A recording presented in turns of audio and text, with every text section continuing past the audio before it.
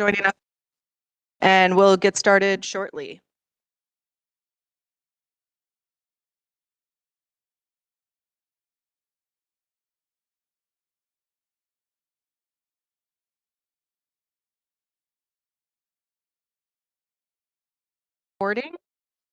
Recording, and we will be streaming live to YouTube, and we are going to get started momentarily.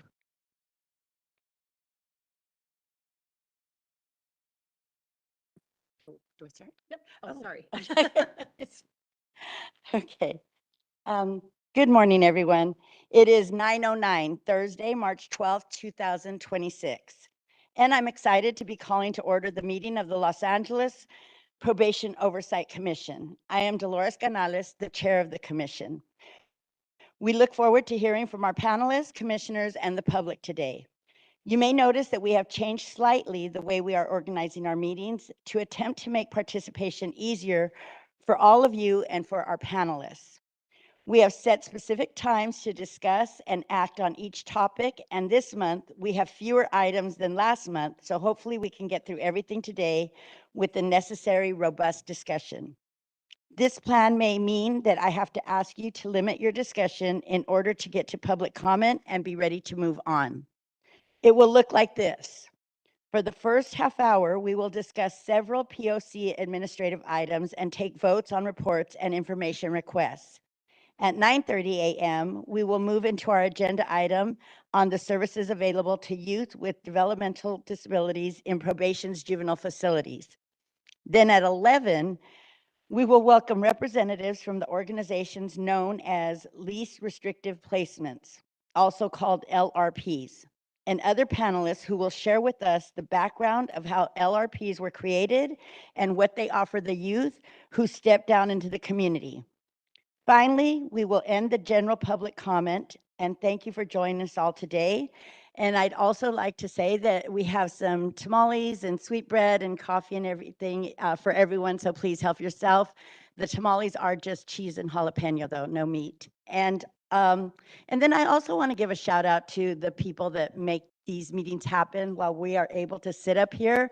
The people in the back on those tables right there are our backbone, and definitely want to recognize and uplift them. So thank you. So now I will turn it over to our executive director, Wendy Julian, to explain how you can participate in today's meeting, and then she will call the roll.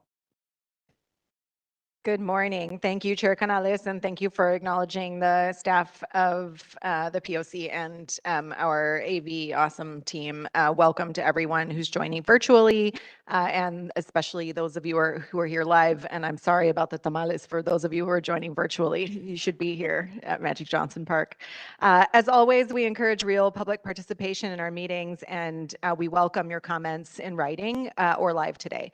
There will be an opportunity for public comment on every agenda item and at the end of the meeting for items not on the agenda. For items that are on the agenda, Chair Canales will introduce them. She's already started doing that. We'll hear the presentations, and then the commission will discuss the item, and we'll hear public comment before the commission takes any action. If there are more people who want to participate than we have time for, we will consider shortening public comment time or more likely scheduling an additional town hall for specific issues. As a reminder, please, to panelists and public commenters, please talk directly into the microphones, mostly so that our virtual attendees can hear you clearly. If you're here in person, it's really easy to comment. Just approach the front podium after the presentation. You can see the clock with the timer. And if you are online, you have to be joined via WebEx in order to give public comment. You can't give public comment on YouTube, and use the raise your hand motion, the little icon at the bottom of the page. If you're calling in on WebEx, you need to press *3 on your phone, and that will activate the raise hand feature for us. Once we call on you, you have to press *6 to accept the unmute request. You also may need to unmute yourself if you are joining via WebEx regularly. And all commenters will have 2 minutes today unless Chair Canales determines otherwise based on the number of people signed up. If you'd rather make your comment in writing, please send us an email to info@poc.lacounty.gov. Please do not send your public comment in the chat. Only the host will see it and it won't be logged as public comment because the chat doesn't comport with our Brown Act responsibilities. If you need any special accommodations today regarding the materials or have any questions about the agenda or any trouble making public comment, please feel free to contact Janae and Sarah, who are in the back of the room. Our meeting is being broadcast live today and recorded on our YouTube channel, but we don't engage with users on YouTube. We encourage you to subscribe to our YouTube channel, watch live videos, recaps, recordings of our meetings, and follow our social media accounts on Facebook, Instagram, Threads, Blue Sky at LA County POC for more information about our meetings and to encourage others to attend. I would like to share the following code of conduct today, which is that I would ask that you please stop speaking immediately when your time ends.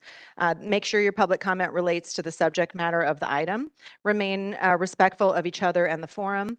With that, I will give the welcome in Spanish. Buenos días, bienvenidos. Ya hemos iniciado la conferencia en persona aquí en el Parque Magic Johnson y también por Webex. Si le gustaría hacer un comentario público después de la presentación, por favor haga clic en la imagen de la mano y abriremos su micrófono. O si está aquí en persona, puede nomás venir a hablar en el micrófono.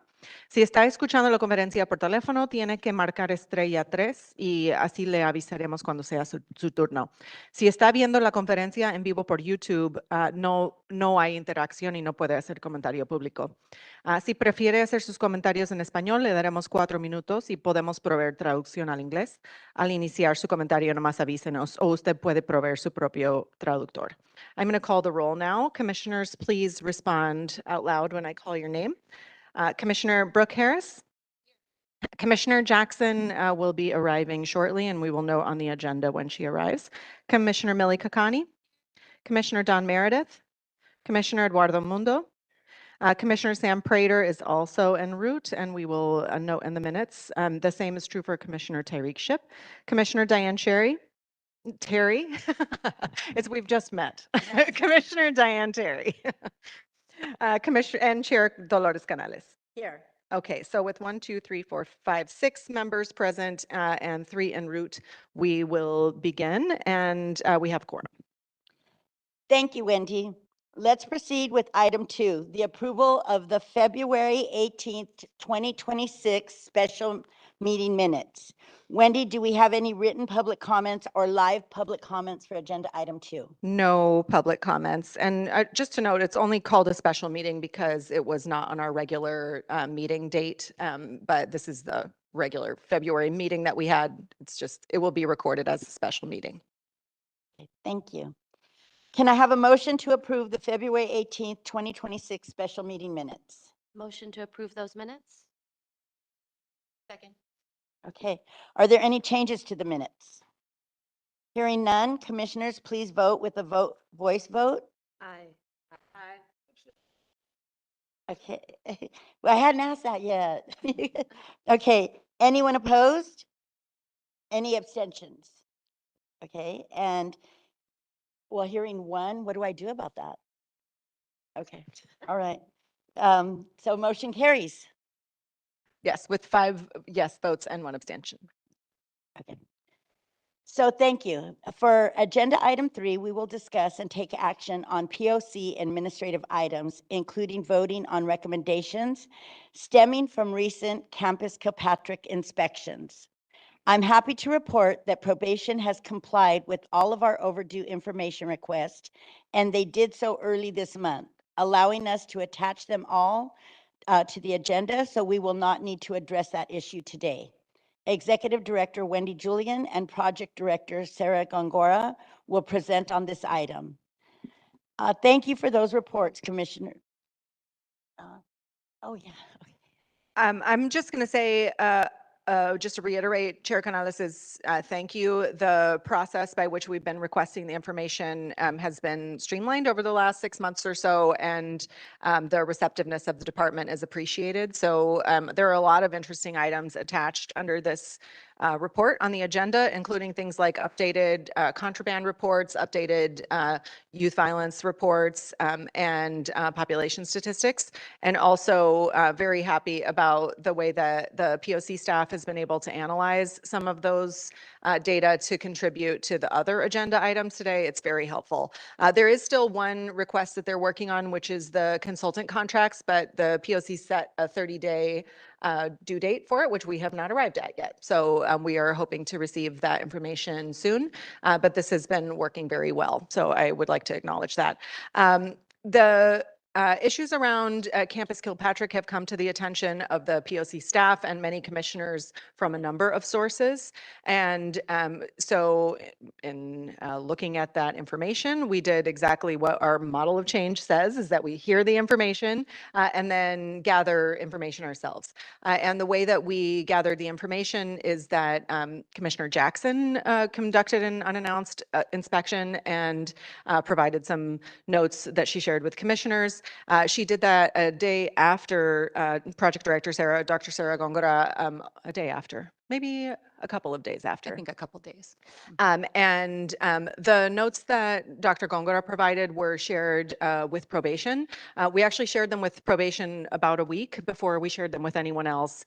We also shared them with the OIG and with commissioners, and they're attached to the agenda. It's my understanding that probation, because they told me this, that probation will not be responding to those notes or the recommendations today, but I will turn it over to Dr. Gongora to explain what she saw and what she wrote in the notes and what the recommendations are. Although they're a little old news because the recommendations are actually just reiterating recommendations that you all made already last year. So with that, please go ahead, Sarah. Thank you, Wendy, and good morning, commissioners. Good morning, everybody. Thanks for being here. So I had the opportunity to go to Campus Kilpatrick and do an inspection on February 23rd. That's our third inspection, I think, since the change of use of the facility. We've gone in November, we went again in January, and then we did another follow-up. So at this last inspection, the last group of young people came to Kilpatrick. Those young people are those dispositioned to DKC placement, Dorothy Kirby Center placement. And so in previous reports that I had done, there hadn't been input from those youth. During this inspection, I had the opportunity to talk with some of them. On the day of the inspection, I believe there were 6 young people there with that disposition. I spoke to 3 of them at length. And the thing that they talked about quite a bit was that they had experienced what they perceived to be a decrease in services. At Dorothy Kirby Center, the physical place, Dorothy Kirby Center, they had access to probation officers called treatment and counseling probation officers who they reported they had regular contact with. This is the probation officer who facilitates their phone call, who facilitates contact with their family, and otherwise participates regularly in their unit in issues of de-escalation and counseling. These individuals are professionally trained counselors. They're either licensed or unlicensed and under the supervision of a licensed clinician. So they talked about that decrease in services and the ways that they felt that that was affecting them. And so that really encouraged us to consider making recommendations, which we have. As Wendy said, those recommendations mostly are not new. They are things that were voted on, I believe, in April of 2025. And they basically think about full utilization of Dorothy Kirby Center, which currently provides a very therapeutic environment. It's centrally located, and also, like Kilpatrick, it's staffed by highly trained probation officers who have experience working with girls and gender expansive youth. The recommendation to move the SYTF dispositioned youth to Barry J. Nydorf, where they can receive programming tailored to their disposition, and to also recommit to reducing incarceration of girls and gender expansive youth. That's already a mandate by the Board of Supervisors. And then the new recommendation that we made was because based on the inspection, based upon reports from the young people, but also from probation officers and the folks working at the facility who are highlighting there is, I don't know if I want to call it a short staff issue. Maybe some folks would say that. But the facility is a very open campus. And currently it's being used to house 4 populations that are needing to be kept quite separate, or there's a perception they need to be kept separate. Either way, there are difficulties with the number of staff that are there to be able to do that and to maintain, the environment. So we are recommending that the POC formally recommend to Board of Supervisors and probation that probation immediately move all GGE disposition, girls and gender expansive youth who are dispositioned to DKC placement back to Dorothy Kirby Center. This isn't a recommendation that we make lightly.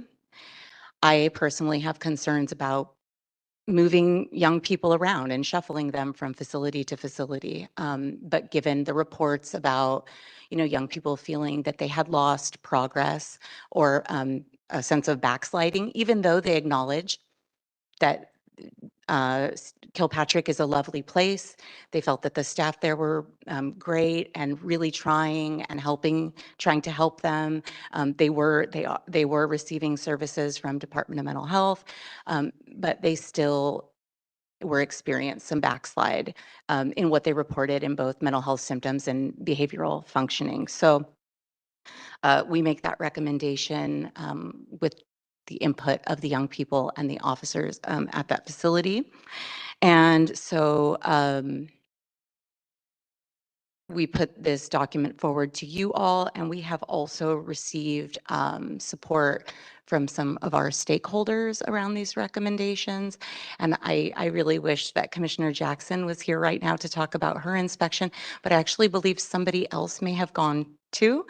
Yeah, so I'll stop there and I'll let commissioners also make comments about what they saw when they went. Hi, good morning. Thanks, Dr. Gongora. I also went to CVK, was less organized than Commissioner Jackson in sending my formal notes. But I went to CVK on Thursday, February 5th for an unannounced visit. I observed a number of the same things. Every single staff member I spoke to, people were in good spirits generally, but I would say that every single person said, we need more people here. We need more staff.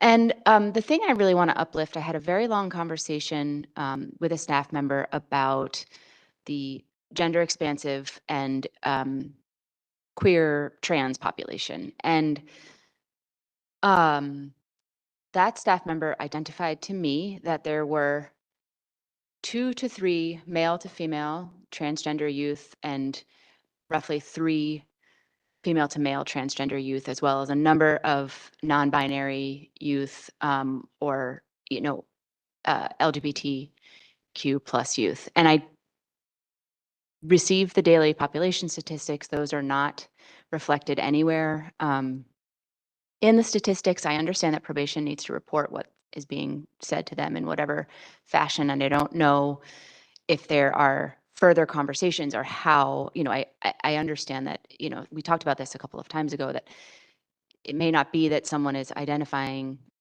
at the intake. And so if you're just capturing, if you capture that population or there's statistic one time and you're not following up on it, that may be an issue. But I would like to have further conversation in this body with department, perhaps with the LGBTQ Commission of Los Angeles County about,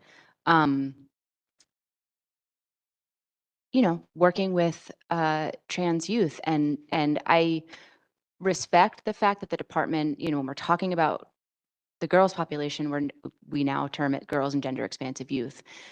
I have some questions and concerns about the fact that, to me, when we're saying all of those people are at CBK that there couldn't possibly be any other, that's the only place that's serving or could possibly have gender expansive youth. And that's just not, it doesn't allow for full expression of youth. So I'm not going to make any like amendments to the report that was written, but I did want to highlight this, and I do think it's a conversation that we should be having, and look forward to hearing from CBO providers that are working at CBK and in other facilities, working with young people that identify all along the spectrum that exists out there.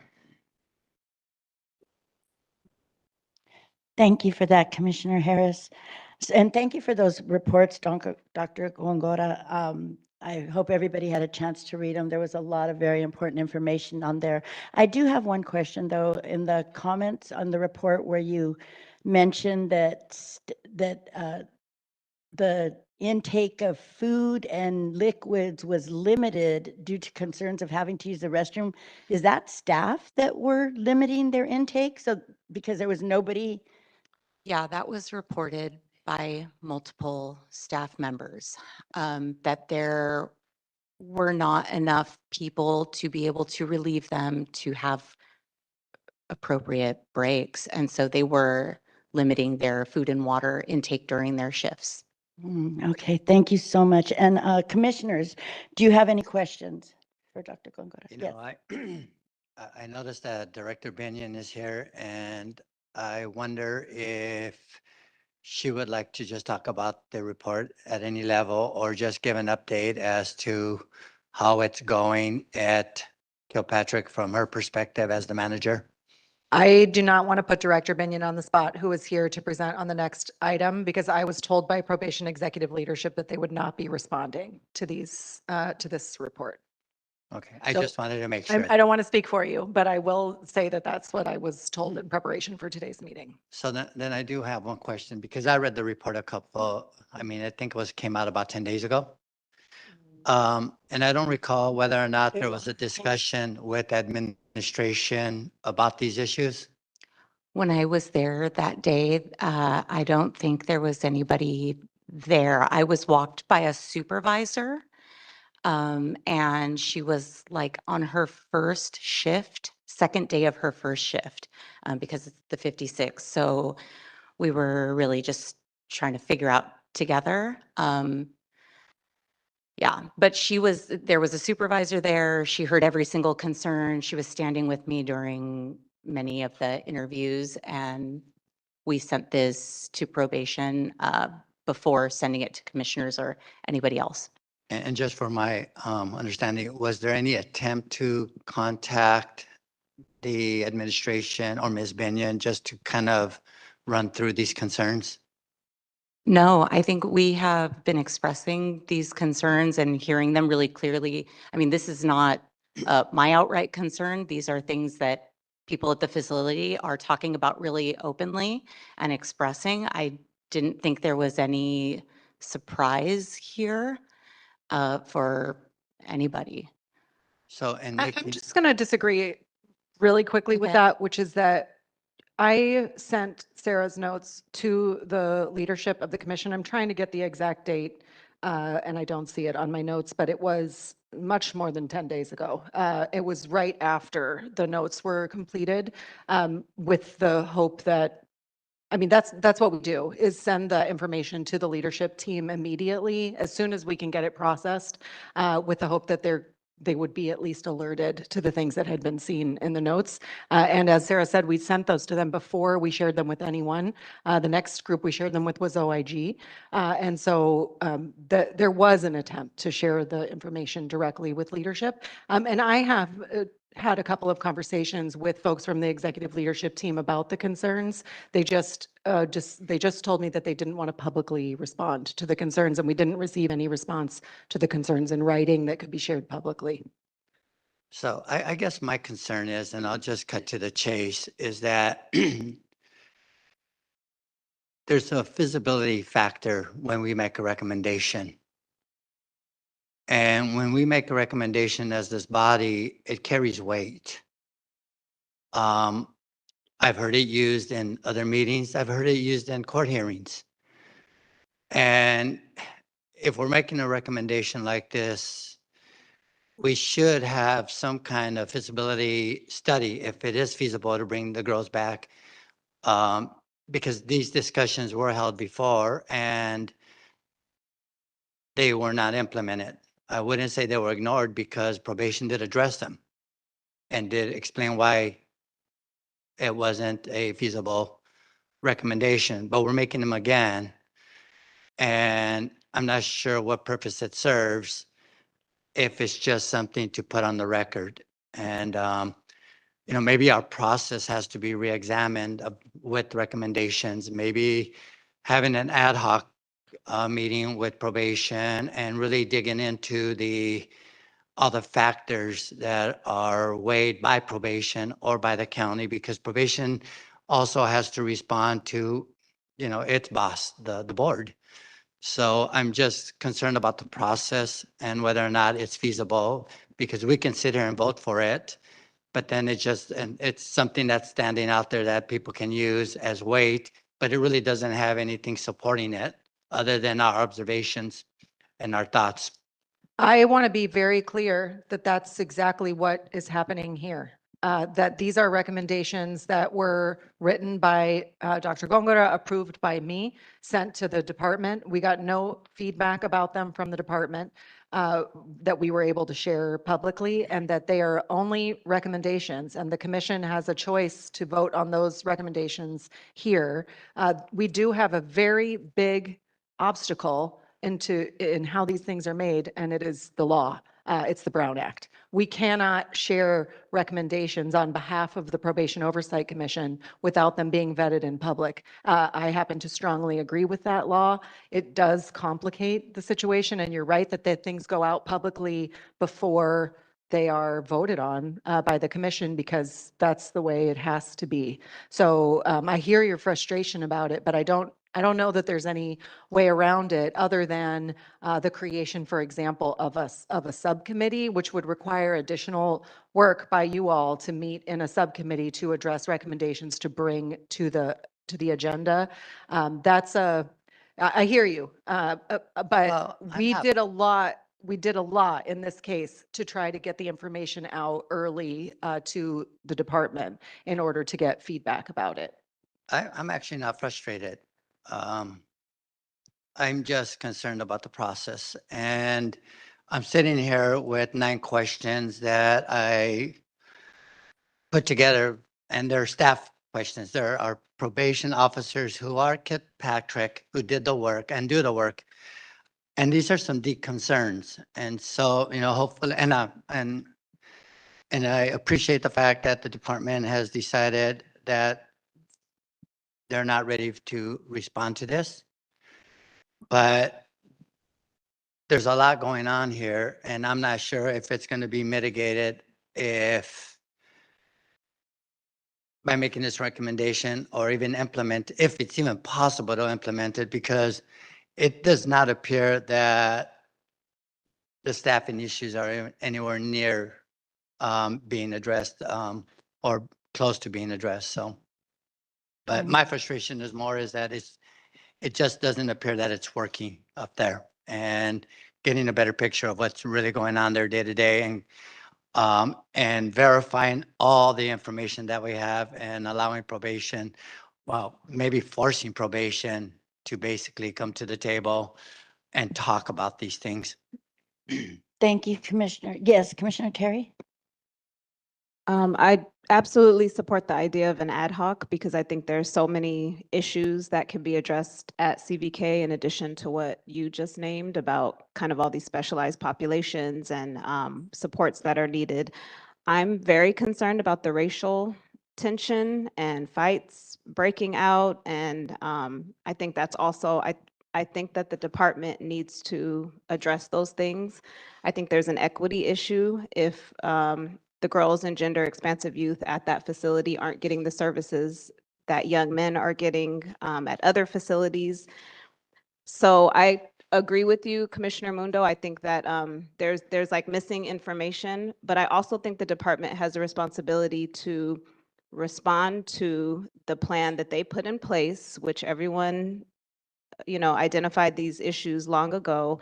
And if we're looking at, the idea was that this move would address staffing concerns, it would help reduce the population, and it would support decarceration efforts. But I think the department should have to address those things and assess, have we gotten closer? And so while I do agree that there's missing information, but if the department isn't responding, then we're also in a bind here because, yeah, they're not responding and we're trying to, kind of follow the channels. But I do support the idea of an ad hoc. I think all the cases should actually be reassessed to see if some of the youth who are there can go home, can be released or go to a step down. So I think there's a lot of things to explore, and I would support anything that's going to get us closer to that. Thank you, Commissioner Terry. Any other commissioners? I just want to take a step back, right? Because we have a lot of folks, I imagine, who are tuning in. And so just to like create some context for the issue, right? We have now 4 very distinct populations that are housed in a facility that is like an open setting, right? So you would just have like 4 beds in a shared space. And again, there's like units, cottages, whatever you want to call them, but there's no separation. There's no like separate space for you to take a breath, to cool off, whatever it is. So there's that issue. But in addition to that, again, there's the 4 separate populations. And by that I mean there are kids who are predispo, meaning they haven't gone to trial, they haven't been sentenced, and they're in a very different state of mind. And then you have post-dispo kids. So they've been sent to, or dispositioned, sentenced to a camp placement or camp setting, excuse me. And a camp experience is very different. I think there's an opportunity to experience a significant amount of like, I mean, not quite freedom, but a little more freedom to move, right? Which is now being severely restricted because you're trying to navigate these 4 other populations or 3 other populations. And then there's a 3rd population there, and that is the Dorothy Kirby girls, right? And so those are young folks who are in a suitable place or are supposed to be in a suitable placement, which means that they have significant like additional needs, right? Whether they are mental health needs, where they are developmental needs, but have benefited from a placement setting like Dorothy Kirby Center, where you have these treatment and counseling POs, and you just have access to a different type of like mental health support that now has been completely stripped away. And then you have a 4th population, which is a SYTF or Secure Youth Treatment Facility population, who are expected to spend up to 7 years inside a carceral setting. And so now you've got what sounds like a very short-staffed situation, trying to manage 4 distinct populations with a whole host of separate needs. And so just like for context, it just feels like complete chaos in my head, which I imagine is translating into complete chaos at a facility. And I don't know, if I were a defense attorney, I'd be filing motions left and right because it seems like young people are not being provided what they are like constitutionally entitled to. And additionally, to Commissioner Terry's point, there is a real gender equity issue here, where girls are being significantly disadvantaged by their placement at Campus Kilpatrick. And that just feels wildly concerning, and the department should be concerned about litigation related to that. So I just wanted to name that context. And just +1 what Commissioner Terry said. Like, we are the Probation Oversight Commission. In an ideal world, the probation department would feel somewhat compelled to respond to these notes that are so sad, honestly. Like, these young folks do not deserve this. And this was all created in an attempt to like alleviate the operation of an unlawful facility being Los Padrinos.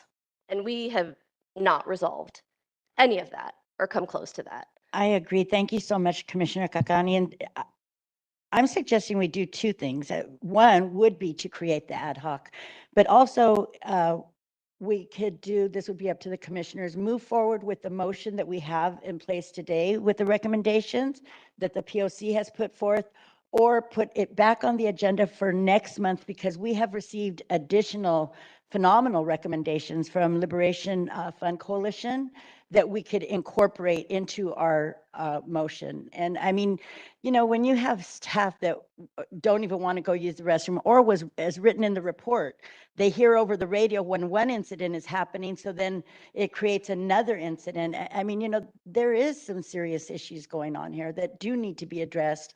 And I think that while we can have the ad hoc, it's not to postpone a motion of recommendations. So we can move forward with the recommendations we've put forth, or put it back on the agenda for next month to incorporate Liberation Fund Coalition recommendations as well. Yes. So thank you, Commissioner Kakani, for illuminating the significance of the problem. And I think that somewhere down the line that this commission is going to be forced to make a bigger recommendation. Mhm. I really do. You know, when you have the extent of problems that they're having up there, it's clearly not working at all. And so to limit ourselves to just removing one population in our recommendation may be sufficiently underwhelming.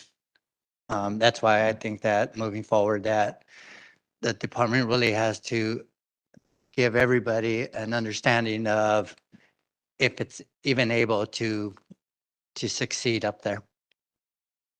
What's frustrating is that we had alignment with Young Women's Freedom Center, with the unions on the POC. We made reasonable recommendations. Everybody said musical chairs is not going to work. It's not going to work.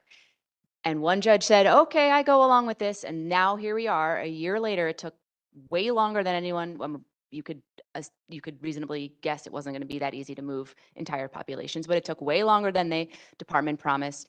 And as all of my fellow commissioners have said, these things were not difficult to predict. And it's appalling that staff aren't eating. I mean, okay, so you have a starving staff. I get hangry. Like, it's not a good thing, right? You have to drink water and eat food to be able to, you know, function and do your job. It's appalling that that's happening. That's totally unacceptable. And I think that, you know, this particular recommendation I support wholeheartedly, because these programs were working at DKC, and they're working for the kids that are there right now. And there are serious equity issues on all types of levels for this particular population. I don't think this is an outrageous recommendation whatsoever, and it should carry weight. And I'll support however the commission wants to move forward, but this feels very reasonable to me in light of everything that's being discussed. Okay, so would the commission like to move forward with submitting the recommendations as a motion?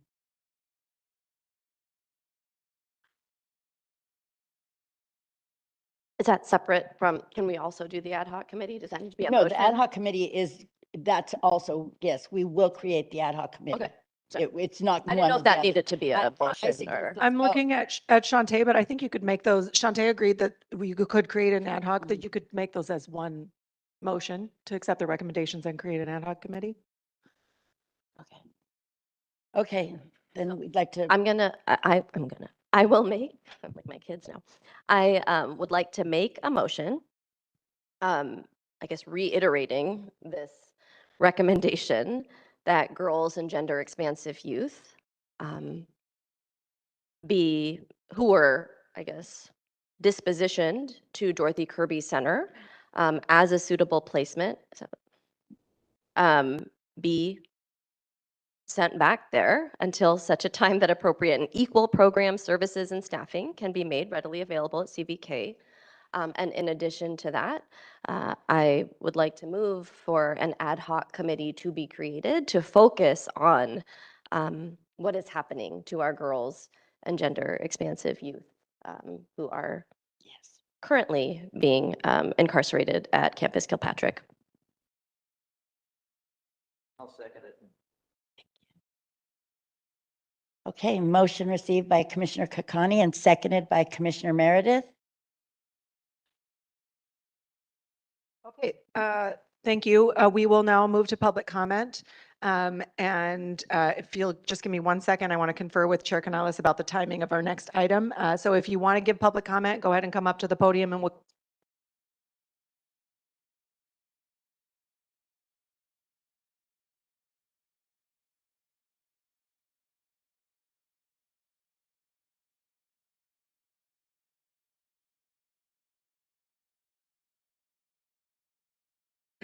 Okay, in conferring with Chair Canales, we have a guest speaker for the next item on developmental disabilities who is able to speak in 10 minutes from now. So we're going to limit public comment on this item to 1 minute per person so that we can move onto that item. So my apologies for that, but we've got a lot of important things to talk about today. So Janae, if you can change the clock to 1 minute and I'll set the timer. And thank you all for being here and go ahead and begin. Welcome, Deanna. Good morning. My name is Deanna Pittman, and I'm here on behalf of the Young Women's Freedom Center and the Liberation Fund Coalition. As you all mentioned yesterday, we submitted a memo about the status of incarcerated girls and gender expansive youth. We really appreciate the effort by this commission to inspect and talk about what's going on at Camp Kilpatrick. Because many of the things that we're seeing on the ground is noted in this report, but I really want to stress the fact that the day-to-day conditions are far worse than anything that was reported in this inspection. We're seeing that staff are being pushed to the edge. Youth are being denied access not only to medical appointments, but critical medications. Thank you for uplifting gender expansive and trans youth because they are disproportionately being affected by this. And our trans youth are also at the receiving end of transphobic remarks. I have a lot more to say, but I'm gonna respect the timer. Thank you. Thank you, Deanna. Right. Hey everybody, good morning. Good morning everybody, my name is Kaylee Matthews, I'm 21 and I'm the Liberation Fund Fellow with the Young Women Freedom Center. I'm also a formerly incarcerated young person. I'm here today to talk about the young people inside CVK who don't get the chance to speak for themselves, so it's important that people like me do. I've heard directly from the youth and what they've been going through, and honestly, it's not okay. More and more girls and gender expansive youth who are actually victims of trafficking and exploitation are actually being held in detention instead of getting the support and protection that they need. That's not justice, that's the system failing for every youth is supposed to protect. That's why I'm asking you today to support the immediate implementation of a rapid release protocol, especially to reduce the number of girls and gender expansive youth being held in detention. These young people belong in supportive community programs and not locked up. And at the end of the day, these are still young people who have potential futures ahead of them. Please take action now and free the 50. Thank you. Thank you. Hi, Mr. Bell. Hello. I'm back. Okay, for a minute, I'm just say CVK is jacked up right now. I think we all knew it. That's why we all agreed that the girls shouldn't go up there. The officers right now they're going through it right now. The reports I'm getting is over 20, some people doing over 20-hour shifts. The assaults, one lady was beaten up to the point where there are only one person in the dorm. So she was getting beat up and the girls had to run out and get help for her. Another lady was beaten up by one of the, I don't know how to say it, transgender youth. And things like this is just continuously happen. I think we all knew it was gonna happen. I'm not too sure if just, like Mr. Mundo was saying, if just changing out one group will help much. The real issue, we shouldn't have had the girls up there in the first place. That's and with that. Good morning, Kevin. Thank you very much, Director. Drive for 100 minutes for your 1 minute speaking time. So I'm here in support of the Commissioner, I believe, Harris. Harris asked so many questions about the transgender youth, and I definitely believe that we need to ask those kind of questions every single day, every single hour, every single minute, because we do not talk about that enough. Because every time when I look at the probation officers, I don't see those transgender probation officers. Every time I see the commissioners, I don't see much transgender commissioners. I see the probation staff member, I don't see much transgender staff member. So I definitely understand the struggle of our transgender population. They are not feeling supported, they're not getting enough services because we need more transgender staff, transgender officer, transgender commissioner, transgender board of supervisor to provide a safe, comfortable opportunity environment for all of the youth. And thank you for the good questions. Thank you. And I hope we can go back to the longer time. Go ahead. Good morning. Hi, good morning. My name is Bryce, and I'm with the Young Women's Freedom Center. And I feel like girls in Malibu have little to no program and can barely even come out their colleges because they are short staffed and the girls are having confidence. For one, they are proving once again that they are not capable of providing the staff that the girls need and to safely care for the youth. So of course they are starting chaos. They have no entertainment or rehabilitation, and they need CBOs like YWFC or YCJ or New Village Girls. And there's plenty of more that could support the girls instead of incarcerating them. Free to 50.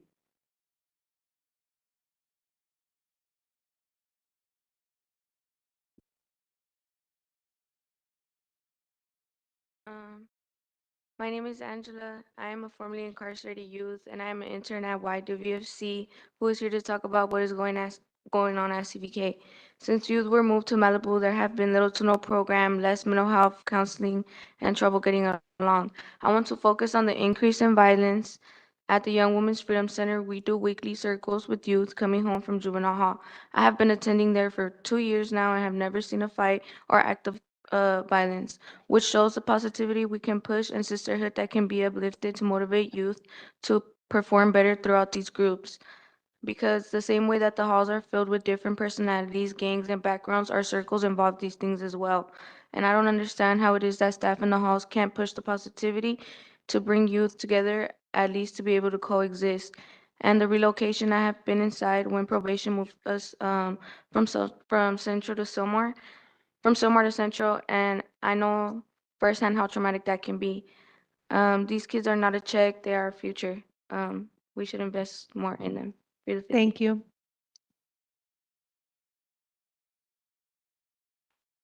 Okay.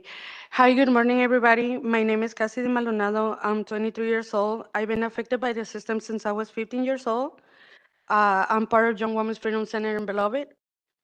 I'm here today to express my anger and how probation is neglecting our kids and their own staff. Girls and gender expensive youth in CBK are missing medical appointments and not receiving the medical care or medication that they have the right to get. Once more, the probation department is disappointing us with their low ability to get more staff to help our youth to grow. More movement from one facility to another isn't going to solve an issue. Our kids are being neglected. Missing appointments, we want you guys to get it together and free the 50. Thank you. Thank you. Hello, I'll keep it short. My name is Cia Romero. I'm here on behalf of Layup. I just want to say that we support all of LiveFund's recommendations and the motions that were presented today by the commission. I want to emphasize what Kaylee said earlier, that we can't just shuffle young people around. There needs to be preventative actions from having girls and gender expansive youth inside these facilities at all young people inside these facilities at all, and decarceration efforts. These young people do not need to be there. Thank you. Thank you. Wendy, do we have any written or live public comment? We do have written public comment. I think you heard some of the commenters attached. It's attached to the agenda, and if you'd like to give more public comment. We do not have online comments, so I think we can. Okay, we have two, and we're going to cut the queue off because of our timeline. So we'll start with Lindsay, and then Lena, and then we'll go back to commissioners. So Lindsay, you may have to unmute yourself, but we will unmute you on our side.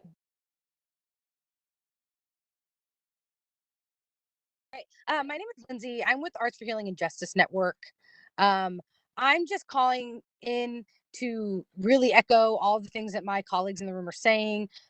All roads continue to lead us to decarceration. It is the way forward. As an organization that offers programming inside of these facilities, programming has really been impacted by disruptions at CVK and beyond since this move happened. we have ended up exactly where we thought we would, as many of the commissioners have named.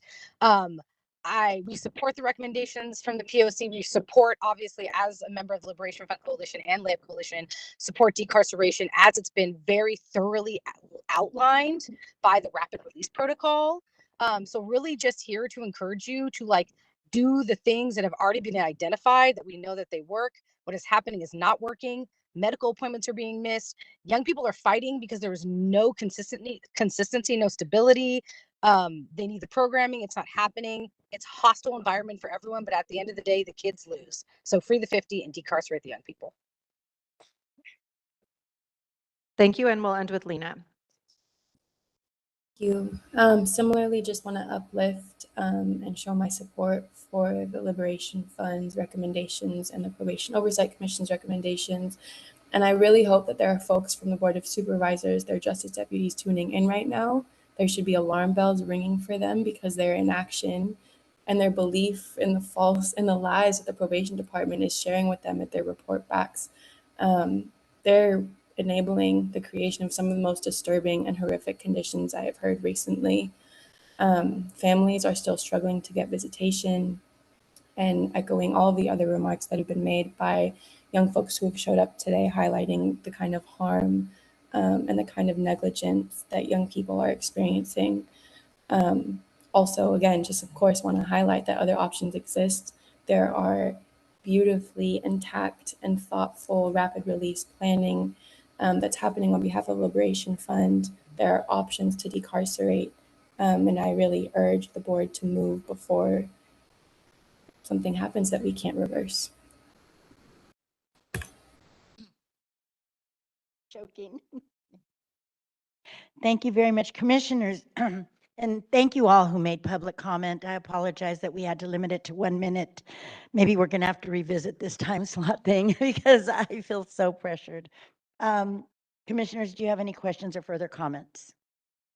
Hearing none, Wendy, please call the roll for the vote. Okay, we are voting on a motion by Commissioner Kakani, seconded by Commissioner Meredith. The first part of the motion is to approve or reiterate the recommendation that probation immediately move all girls and gender expansive youth disposition to Dorothy Kirby Center placement back to Dorothy Kirby Center until such a time that appropriate and equal program services and staffing can be made readily available at Campus Vernon Kilpatrick.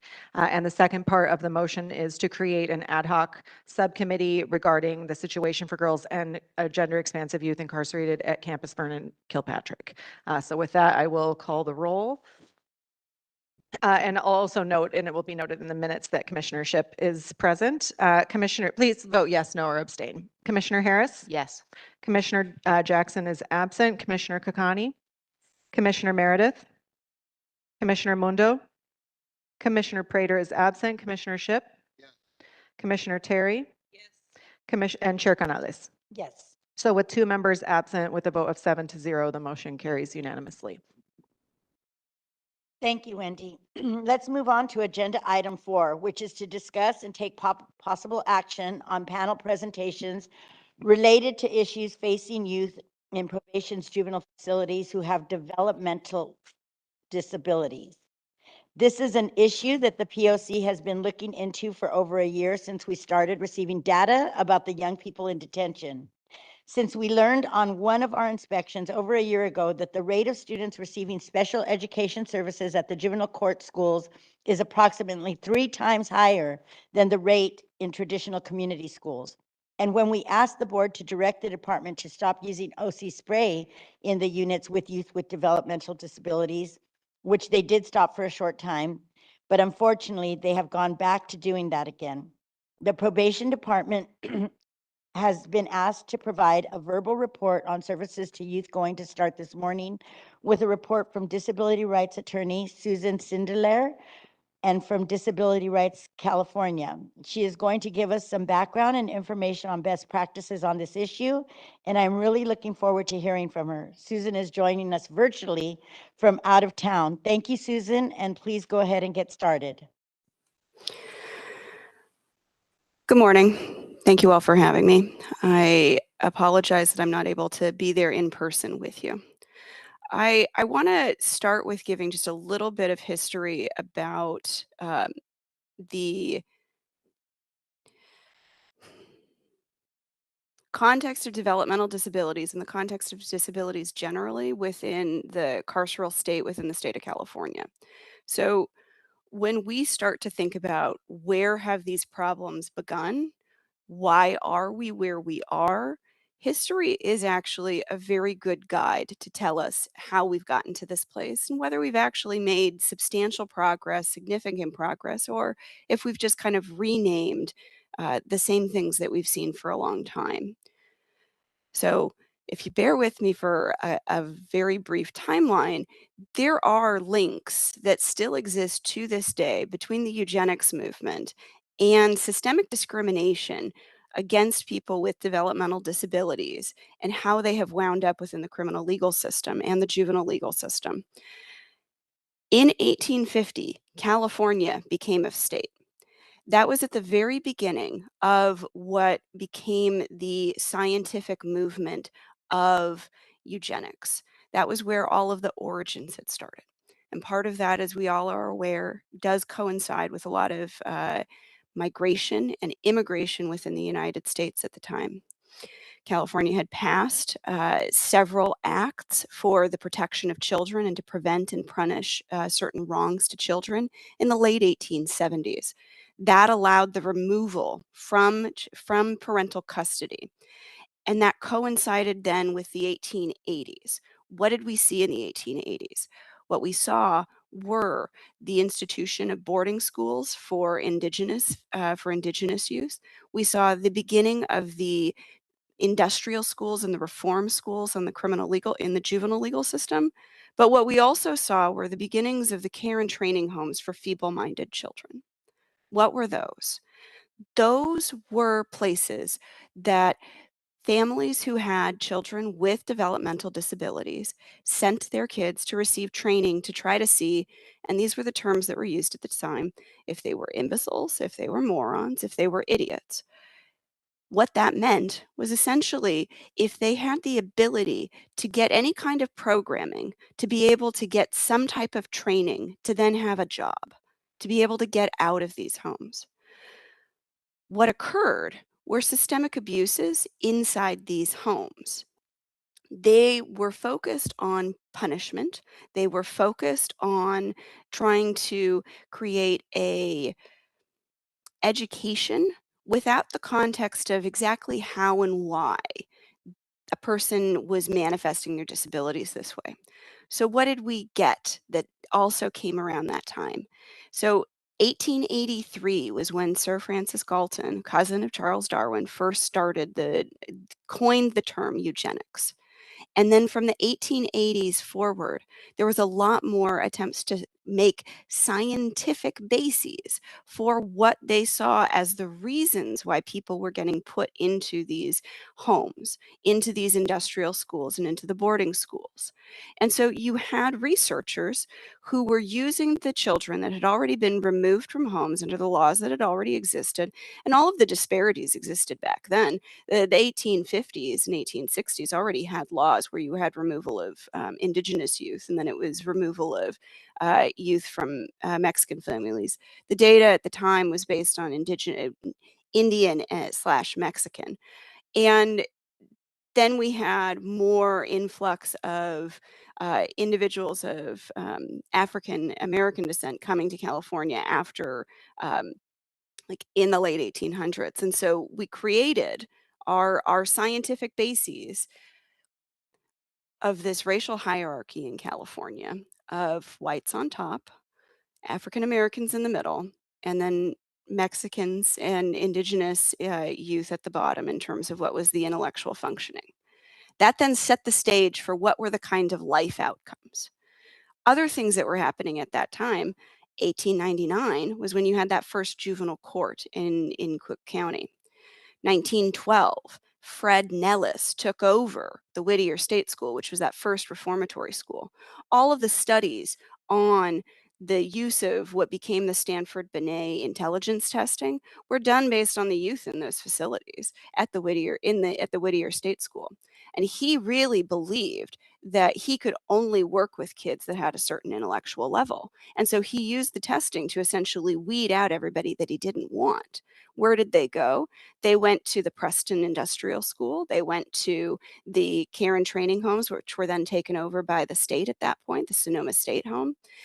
That was when we also started seeing the decisions coming out of the Supreme Court, where they were discussing the hereditary component of feeble-mindedness. And the belief at the time was that you needed to institutionalize. The belief at the time was that institutionalization was going to cost a lot of money and that the long-term solution was actually sterilization. So as youth aged out of these industrial schools, they would get sent into the developmental, what became the developmental centers. And then they were sterilized there. California led the nation, actually, in involuntary sterilizations, and a lot of these youth had spent time in these industrial schools at the Whittier State School and at the girls' home in Ventura.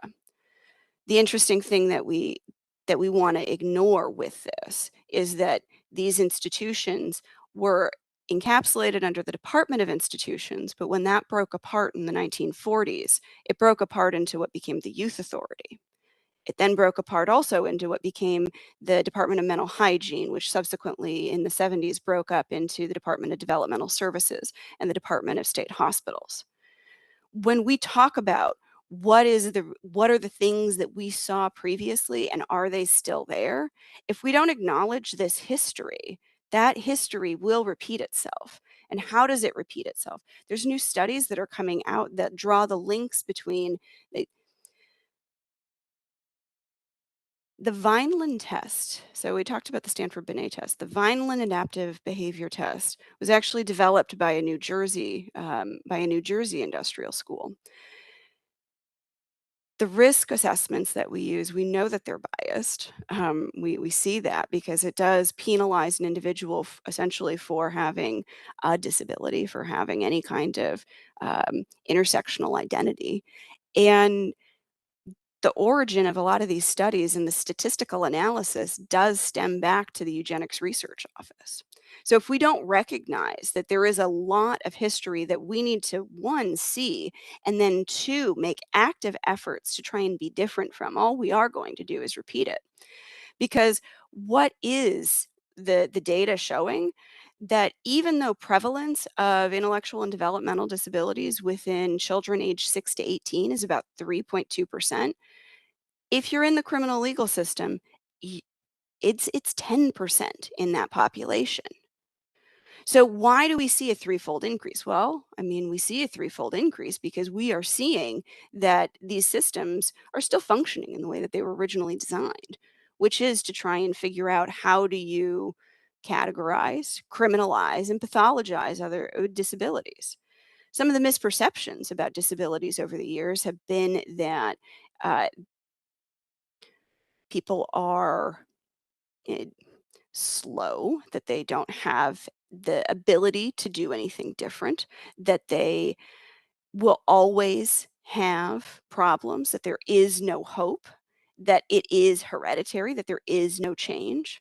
And so when we see some of the attitudes towards their treatment, the question does arise, where does this come from? What are the values? What are the misconceptions? What are the stereotypes that we have?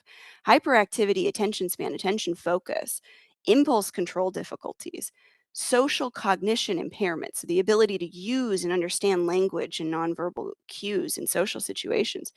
Those are executive functioning abilities.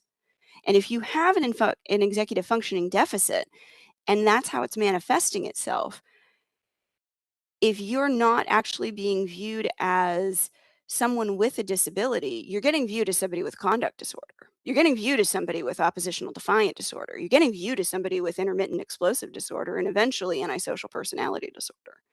And what does that mean? That means that there is no hope. Between 85 and 89% of individuals with mild intellectual developmental disability, like within the population of people with IDD, 85 to 89% have mild. What does that mean? That means that they don't look like they have an intellectual developmental disorder. It doesn't look like they have an impairment, but these executive functioning deficits exist, and they have spent their entire lives trying to hide it. When we see these kind of externalizing behaviors, so difficulty following instructions, throwing objects, that's usually a result of some kind of sensory overload, and that behavior is a communication. It's communicating that there is something not working. But if what you're looking at is it's bad behavior from a bad kid, then you're not going to be looking at what the underlying reason is. When someone has these kinds of executive functioning impairments, their ability to follow instructions, their ability to remain organized, their forgetfulness, that then gets used as a way to continue to say that they're lazy, that they're dependent, that they are less capable, lowers expectations that are set for them. It reduces opportunities. It justifies inadequate supports, and ultimately it perpetuates the cycle of disadvantage that we have seen since the 1800s. So what are some of the things that we can look at now, and how are why is disability rights invited here today to talk about this? So in 2010, Public Counsel and Disability Rights and partners with several law firms reached a settlement agreement with the Probation Department in order to discuss what would be better ways to ensure that youth with developmental disabilities who are detained in probation's juvenile halls would be immediately and effectively identified as having a disability, that they would not be detained any longer than youth that don't have disabilities because of the lack of available and appropriate placements, and then would be provided with appropriate services and effective supports during their time in detention. Because detention and incarceration is a disabling experience. When you are looking at the amount of orders, the lighting, the smells, if you are an individual that has sensory difficulties, that has executive functioning impairments, this is going to make it more difficult. So the longer you spend there, the more you're essentially acclimating and adjusting that this is normal, even though that this is not a normal environment. The settlement was reached that outlined very clear expectations of what probation needed to do. And this was hammered out through a couple of years in identifying what were effective measurements for identification, what were culturally competent ways to respond to behavior, trying to look at what are the ways that we can treat these youth as individuals with disabilities who just need the right kinds of services and supports. Part of the issue is that there is another system that is designed to be able to provide them services. It's the DDS Regional Center Systems. And so what are the practices that would be able to be implemented now to try to get us back to where we were when the corrective action plan in 2014 was agreed upon and completed by probation and the executive department of the County of Los Angeles to ensure that these directives became the permanent practice, to ensure the safety, security, and humane treatment of individuals with developmental disabilities inside the facilities. There was an infrastructure in place, and it got destabilized as a result of the pandemic, as many things did. And then the depopulation has further destabilized what was already a difficult implementation. But there has to absolutely be a commitment to ensure that the resources that were outlined, identified as the best practices, continue to be used.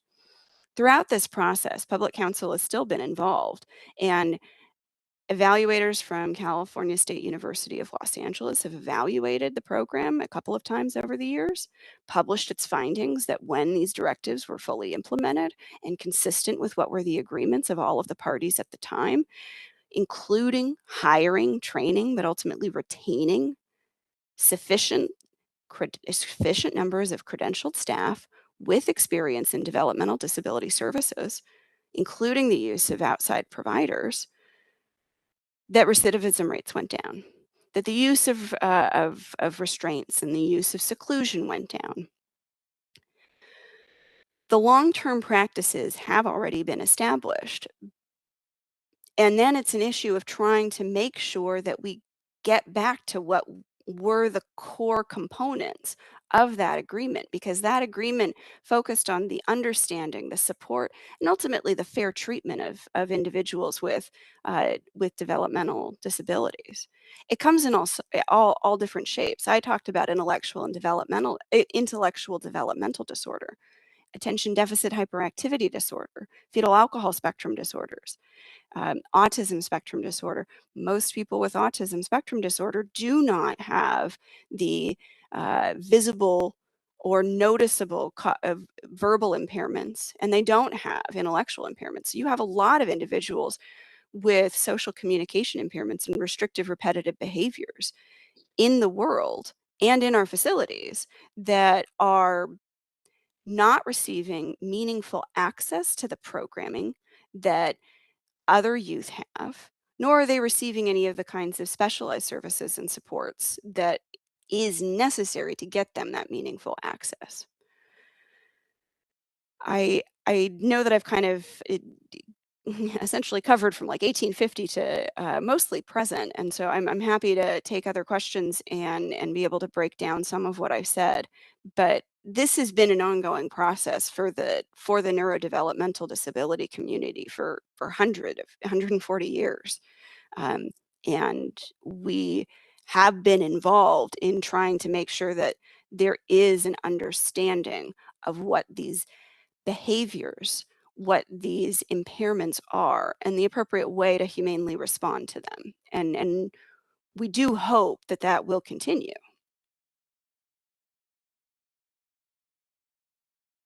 Thank you so much, Susan. I'm sure commissioners that you will agree. I feel like I have learned so much about this issue in the last week, and in particular in listening to and speaking to Susan Zindler. And I just want to express my sincere gratitude for her time this morning. I also want to share that attached to the agenda, you have two really important documents that show statistics. And I'm very thankful to the probation department for providing these monthly snapshots, which we are using to share information about who the youth that are detained are, that shows that the percentage of youth who are identified as regional center clients has remained fairly consistent over the last couple of years at between 7 and 5%. That's kind of like the inner circle. And then the youth marked as youth with developmental disabilities who have not been identified yet or at all as regional center clients, about double that, around 9 or 10%. And then my sincere thank you to LACO, who provided information about the bigger circle, which is youth receiving special education services, which is right around 50%. It's 47% average, but you'll see at some of the facilities, including especially Dorothy Kirby Center, not surprisingly, as high as 73%. So it's very helpful to have this data from our partner departments to be able to get a picture of what we're actually talking about. So with that, I will turn it back over to you, Chair Canales. Thank you. Thank you so much. And I would like to introduce today Chief Deputy Arcos and Director Binion. Please proceed, and thank you for being here today with us. Where is he? Good morning. Thank you, commissioners. I'd first like to say Susan is a great partner. I work with her, I think it's been about a year with her and Brian Capra with Public Counsel to update our developmental disability program at all of our facilities. So as it's been said, the IT settlement is approximately 12 years old. And there are things that did not exist then, for example, SYTF.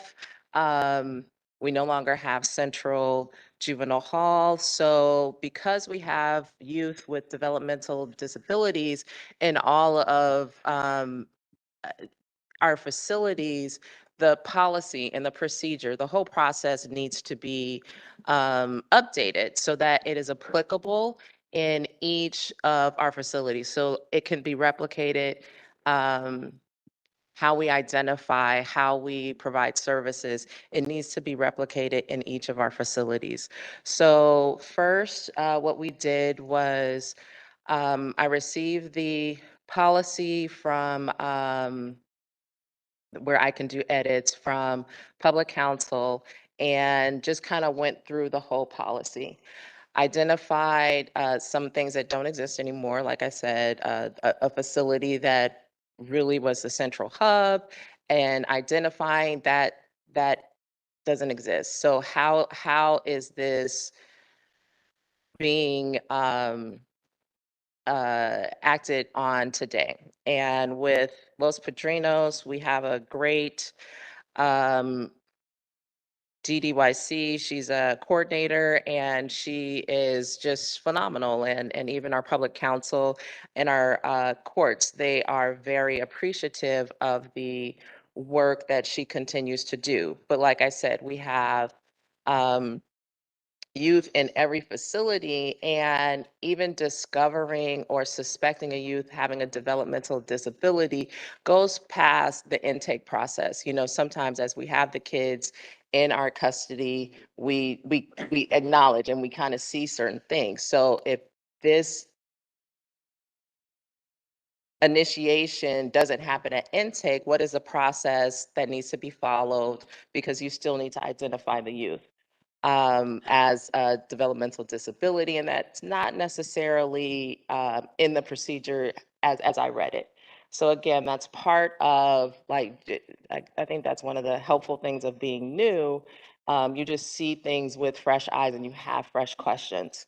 So really we are working with, again, public counsel, Disability Rights of America to update our policy, update our procedure, update the attachments, even the regional center and their referrals. I just found out because we do attend the meetings, there's 3 different meetings that Los Angeles County holds to not kind of, but we hold to um, oh, I can't even think of the word. We meet to discuss how we are providing services for these clients. There's a judges meeting, so that is facilitated by our courts. There's a MOU meeting, which has that is facilitated by the regional centers, probation, DMH, SAPC, and there's 2 other agencies that I am forgetting, that we all talk about, you know, how is it going? How is our process? We being probation managers recently started attending those meetings. It was, I don't want to say difficult, but kind of hard to find out which meetings we should be at the table for. So we recently started attending those meetings. And then there's another regional center meetings that is more appropriate for our DD youth coordinators, the supervisors, and probably an assistant director or first line manager. And being part of these meetings, we get to discuss the services, any obstacles that we are having for the youth that are in the referral process. Normally in the community, that referral can take 6 months. But when they're in our custody, because of the settlement, they have 60 days to do it, to finish, they being the regional centers, to finish that referral process.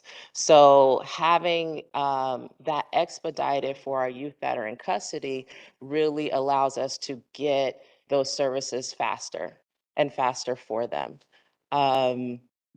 So it's a lot of moving parts. We are right now in communication with the vendor, one of the vendors that the regional center uses regularly to provide services for our youth in detention for the regional center consumers. We are looking at the programming for those who are in the referral process, because regional center is responsible for their consumers.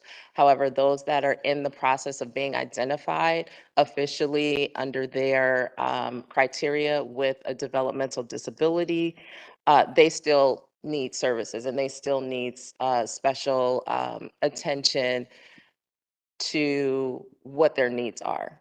And we are looking at how we adapt their services or their programming and just really ensuring that we're providing for those particular populations.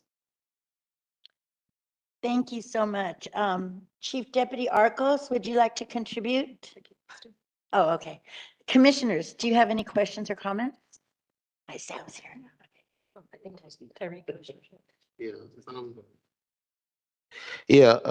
So as you were speaking, what I will say is thank you for identifying that piece around the things that was happening. On that note, what in your mind and based on what the probation department is building, what is that process looks like at intake so far from what you're building? Because I know it's still not done, but what does that process look like? Are we testing every single youth that comes in? Are we deciding based on certain behaviors? But how are we identifying which youth we should be testing, or will it be every youth across the board type of? So the process is in place. It's just not every place does an intake process. So right now it's only CVK and LP that does the intake process. So the IDC officer, they have specific questions that they're asking the kid, and we do ask them, are they a regional center consumer? They may not understand what that means. So we also ask their parent or guardian or social worker, do they have that history?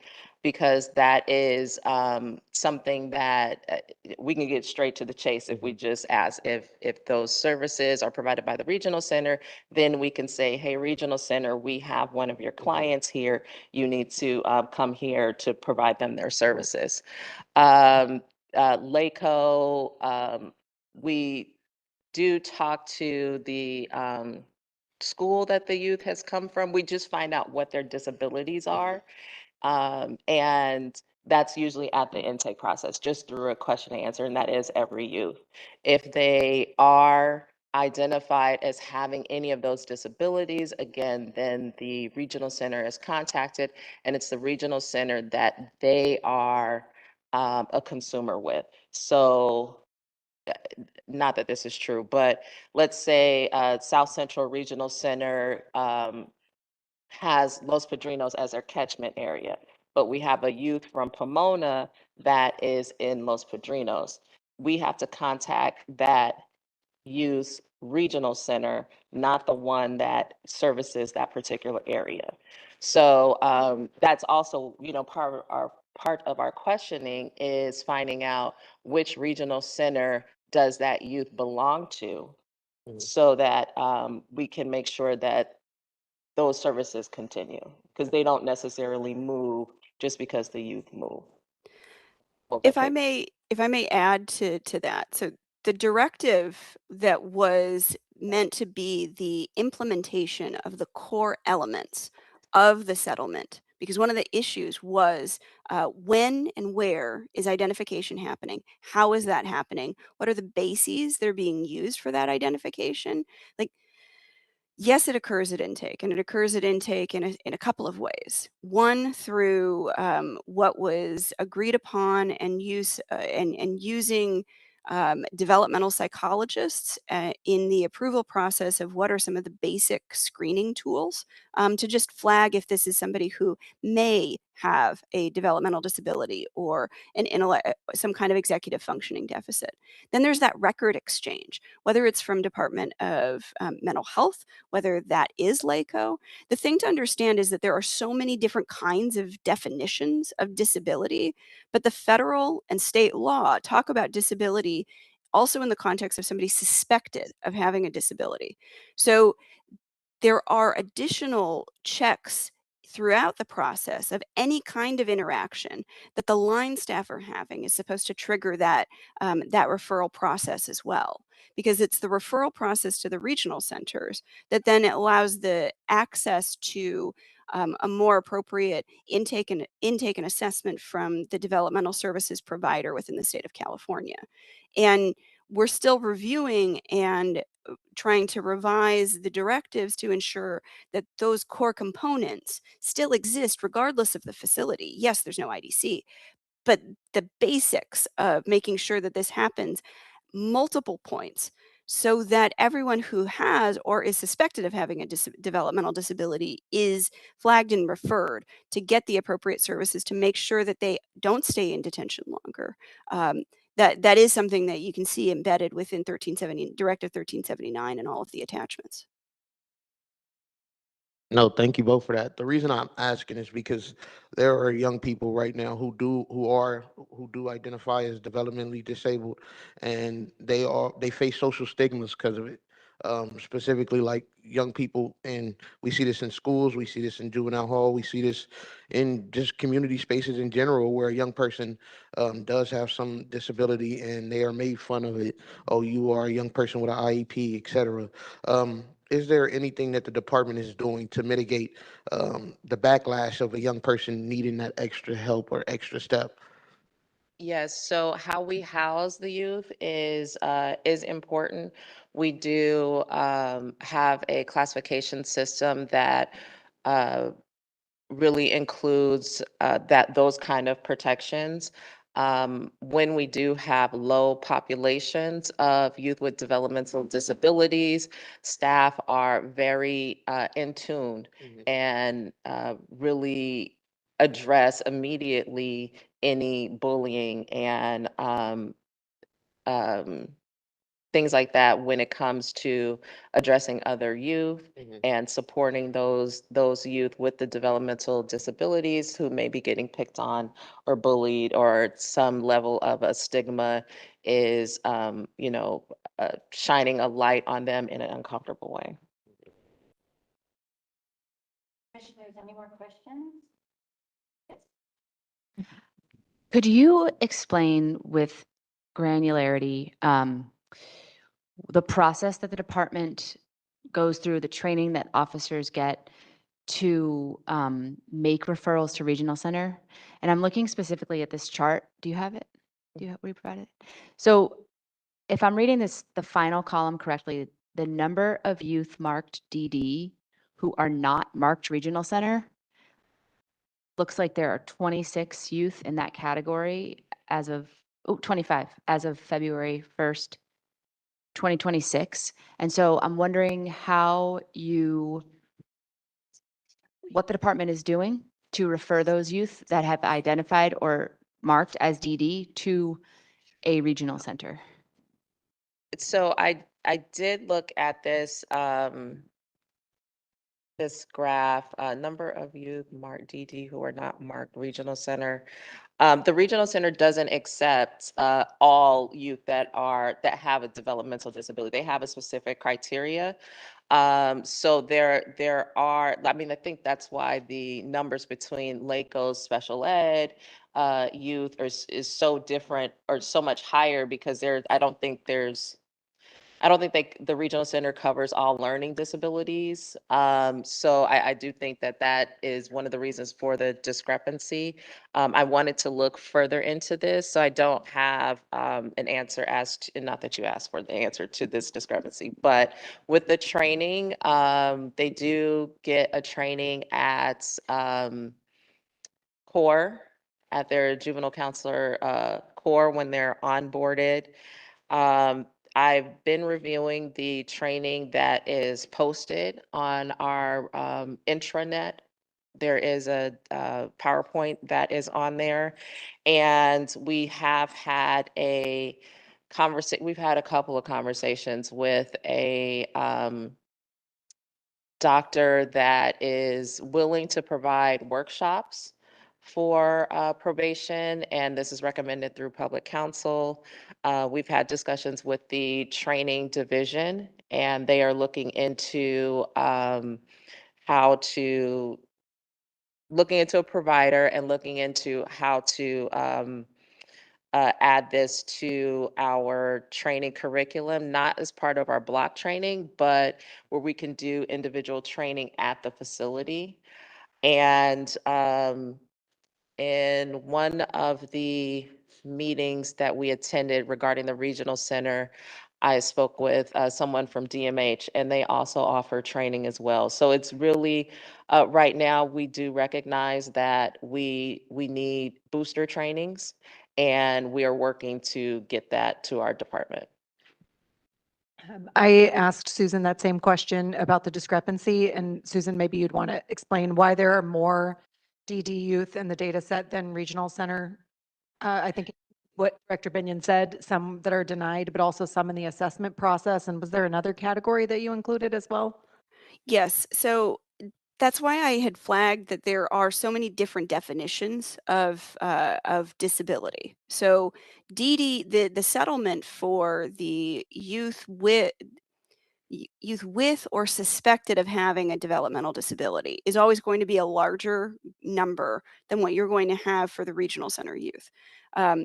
Welfare and Institution Code 4512 outlines it's A and L are kind of the subdivisions that outline what's the eligibility criteria, and then there's a corresponding code of regulations that limit that further.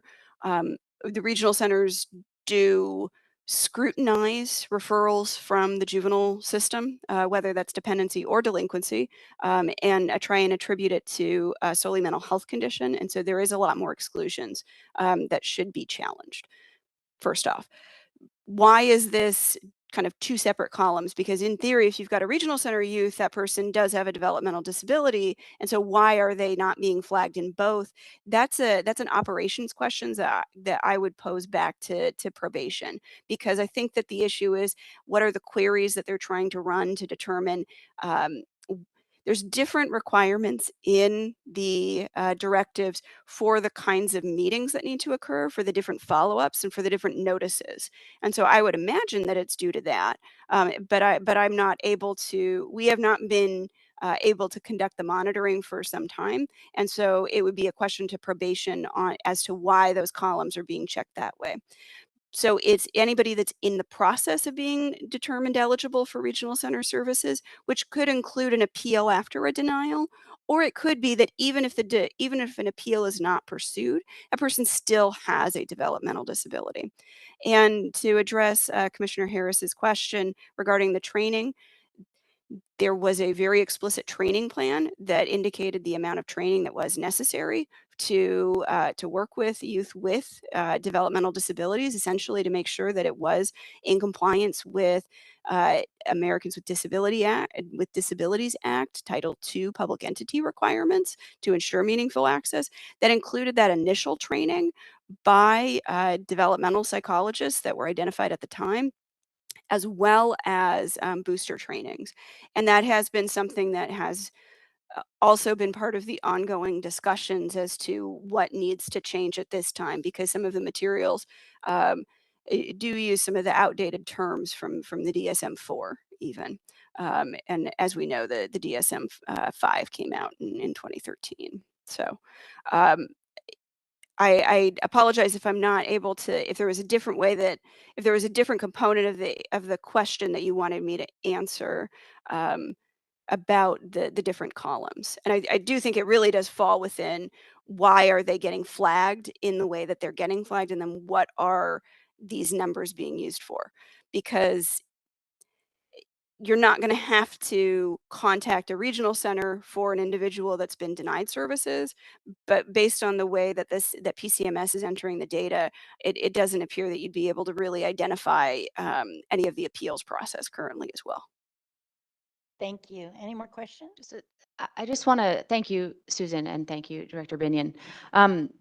This issue is something that, as a lawyer, I was deeply engaged with, representing youth going through competency proceedings. And, there's this part of the detention statute, Welfare and Institutions Code, Section 636, that's what's used to make an initial detention order. That's what the judge uses. And there's this part of the that code that says the court may make its order that the minor be detained in the juvenile hall or other suitable place designated by the juvenile court for a period not to exceed 15 judicial days. And so what I want to say about that is that I have used that statute to get youth placed pre-adjudication, pre-disposition, who need additional and different services than the department and the juvenile hall are able to offer. And I would say to my lawyers that are listening and to the department to be thinking about how to use the statute, the plain language of the statute, to serve this population of young people who, you know, have different needs, and to avoid what Susan said just so beautifully. I've been in this for a long time, but detention and incarceration is a disabling experience in and of itself, right? And I just want to repeat that over and over and over again, and just make recommendations that case plans that are also afforded to you all in the statute, and thinking about alternative placements pre-adjudication to serve this population in the best possible way is available and out there.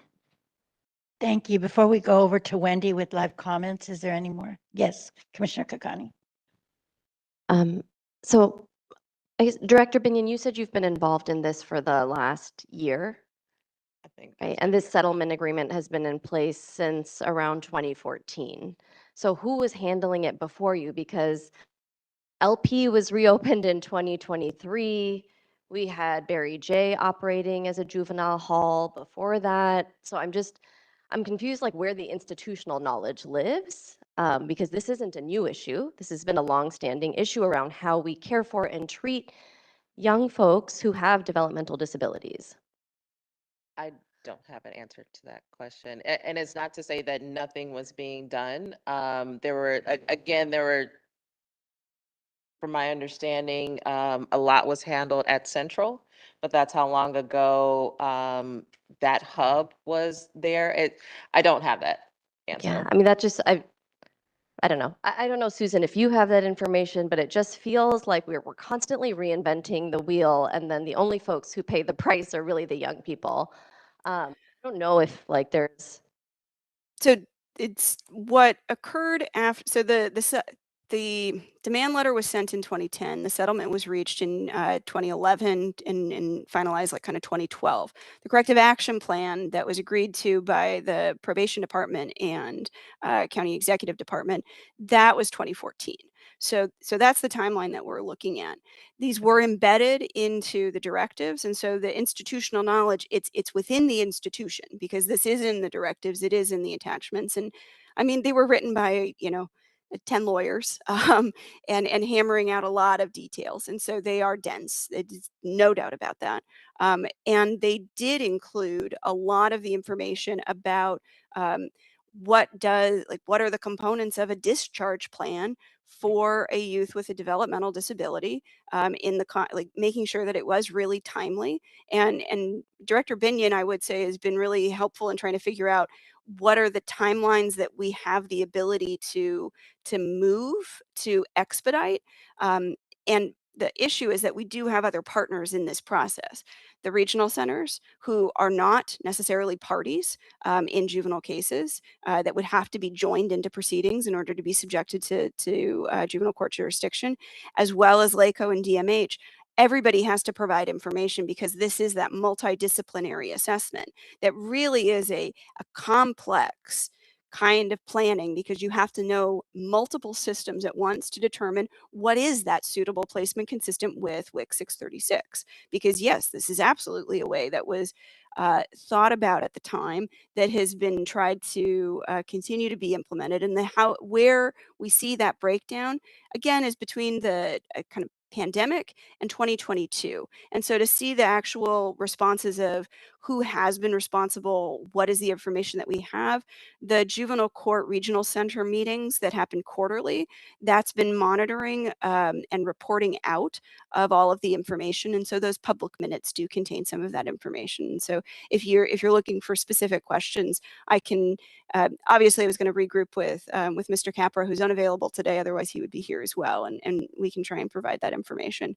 But willing so we can maybe email you some questions as well, because we're getting ready to wrap up Okay, this just to, agenda. so there is a developmental disabled minors coordinator, a DDMC, correct?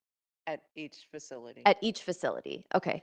So then a young person could be identified at any point along the spectrum as having a disability and then needing to be referred to the regional center if they are not already a regional center consumer? Correct. Okay, so there's currently three, sorry, not, I guess at every facility. So there's one at 1, 2, 3, 4, 5, 6, 7.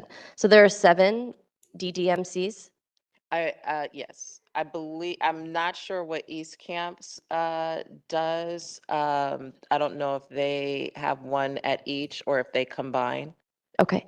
And then I guess my last question is related to like training, right? Because you have a really large proportion of young folks who either have learning disabilities, developmental disabilities, and yet we see young folks being written up all the time for outbursts, and then those write-ups are being used against them in court. So what training are staff being provided so that they understand when something is linked to a developmental disability and needs to be treated as such, versus just a regular old behavioral issue? At this time, I'm not well versed on the actual training that is being provided. I haven't dived into that. I know that we are looking into increasing and updating what we presently have, what I presently see that's available in our ProbeNet system. Thank you so much. And now, Wendy, do we have any, we'll go to public comment. Thank you. So there is no action on this item, but we will take public comment on the item regarding youth with disabilities. And again, thank you very much to the presenters. If you're in the room and want to make public comment, please approach the podium or use the raise your hand function on WebEx. If you're calling in, dial *3. If you're on YouTube, you got to join on WebEx to make public comment. Good morning. 2 minutes. Good morning. My name is Ruby Lazaraga. Ruby, I'm sorry, I'm going to interrupt you and we'll start your time again. We're going to go back to 2 minutes for the public comment on these. Go ahead, Ruby. Okay. Good morning, commissioners. My name is Ruby Lazaraga, and I'm here on behalf of the Anti-Recidivism Coalition. I'm also currently pursuing my master's in social work at Columbia University, where much of my coursework focuses on the history of social systems and disability. I want to echo a point raised earlier today by Susan about the history of the eugenics movement and the ways systems have historically used biased assessments and labels to marginalize people with disabilities. That history is important because it reminds us that the systems we build today can unintentionally reproduce these same harms if we're not careful. Many young people in the juvenile system have learning disabilities, developmental disabilities, and significant mental health needs. When assessments are delayed, inconsistent, or culturally biased, youth may be misidentified or never identified at all, and the system ends up punishing behaviors that are connected to unmet needs. Youth should receive proper accommodations, education services, and support, not punishment for behaviors connected to their disability. That is why early assessment, appropriate services, and staff training are so critical. If we do not intentionally design systems that recognize and support these needs, history has shown us what can happen when these systems fail. Thank you. Thank you. Hello. I would like to read a statement of what I witnessed 2 months ago in the Disabilities Housing Unit. My name is Molly Ott. I'm an inside program provider, and I am representing ARC today. This is a statement highlighting the Los Padrinos staff's inability to care for youth with any need for specialized care. This testimony is only the tip of the iceberg for the activity happening inside of the halls that no one is able to witness but probation staff themselves. This youth is in the process of an early diagnosis of schizophrenia and housed in the disabilities unit. He is someone who can be calmed down and deterred from antisocial behavior easily by listening to him, speaking in a calm voice, and showing interest in his well-being. The staff in this housing unit do not communicate with him in this way. I have witnessed this weekly over the past year of working in his housing unit. 2 months ago, several of the youth were bullying this youth. When I entered the housing unit, I could tell that he was frazzled and potentially had not taken his medicine. I am not a physician, but as teachers, we have noticed there are days when many of the youth in this housing unit show stronger symptoms of mental illness than on other days. The youth were able to get him frustrated, and instead of the staff addressing the bullying behavior from the others, they targeted him. They started escalating the situation immediately by raising their voices, standing up, and forcing him to isolate in his room, locked behind a steel door. The toilet in his room was clogged. The staff paraded him out of his room and forced him to take the plunger out from the trash can where it was located. Touching a dirty object in this youth's sensitive state scared him. He was locked back in his room and forced to unclog the toilet. He was screaming during this time and asked to please not have to do this. After the toilet was unclogged, he returned the plunger and went back to his room. He continued screaming and making unwell noises. We had a certificate to give him to support him in court that week. The staff slid it under his door, commanded him to stand up and show his face in the door window and tell us thank you. The youth looked extremely fragile, unwell. Thank you. I noticed that you seem to be reading these notes. I'm sure the commissioners would appreciate if you would email them to the commission and we could share those with the commissioners. You can talk to Janae in the background and she can give her the information. Hi, Kevin. Thank you. My concern about the developmental disability is that how do you say that? The verification process. I don't know the correct terminology here. Because when I was a kid and from growing up, half of my family believed that I'm disabled, and the other half of my family believed that I should go to a regular school. And then a lot of my professors are at school are constantly debating that if I have, learning disability, ADHD, or whatever. And then using this morning as an example, that I drove 100 minutes to come here to speak for 1 minute. I mean, is that kind of a disability thing to do on a regular basis? So I really do not believe there's a certain standard test that you can take. You pass and then somehow you are regular, and then you fail the test, somehow you are disabled. Or maybe, I don't know if there's a special medical devices that can give each person some sort of a correct evaluation, because I just don't know. Because I look at the evaluation process the same way I look at the polygraph. The polygraph, like, hey, you failed the polygraph, you're a liar. And then you pass the polygraph, you are innocent. I disagree with such machine or whatever. So the even more funny thing is that in my high school, my teacher put me as a autism companion student. So I am paired with a student with autism. And then somehow I was able to help him to manage pass the math class. So even though somehow some people verified that's a verified learning disability, developmental disability, but somehow there are people without a disability cannot pass a math test, but that person with a developmental disability can able to pass the test. So I'm really concerned about the thing. Kevin, I always appreciate your comments, but in particular today. Thank you.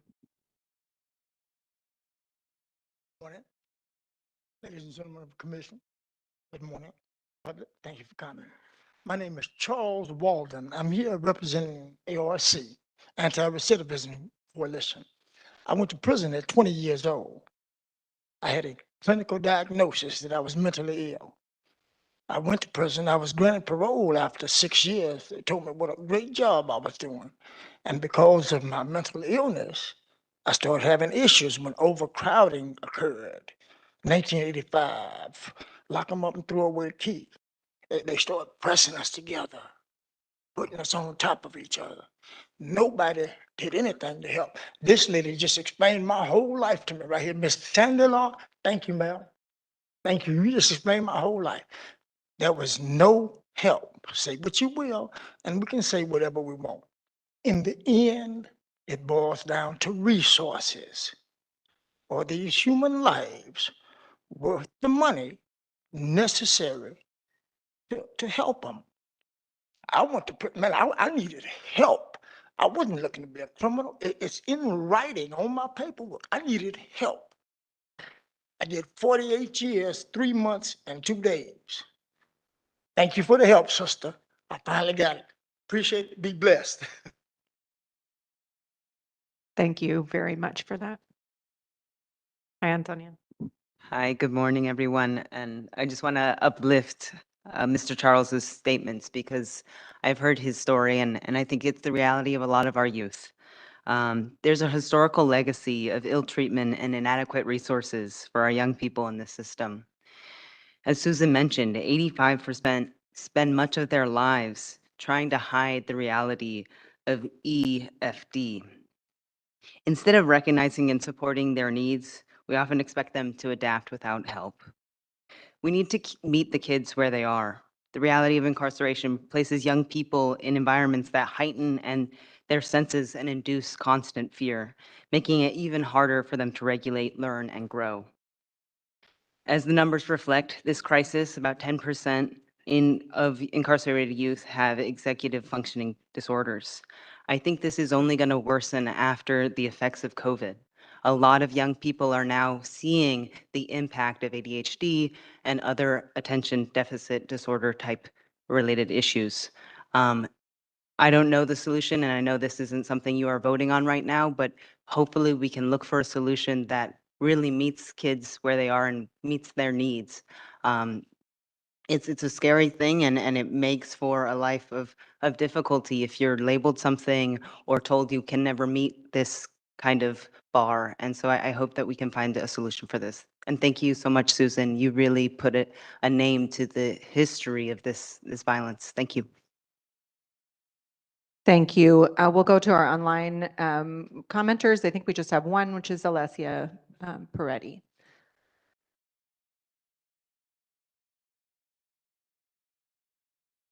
Alessia, can you unmute yourself? Hi, good morning. My name is Alessia Peretti. I am the System Change Youth Advocate at the Disability Community Resource Center, one of the 6 independent living centers serving Los Angeles County. I appreciate that regional centers and Disability Rights California are included in today's discussion. But I do have a question.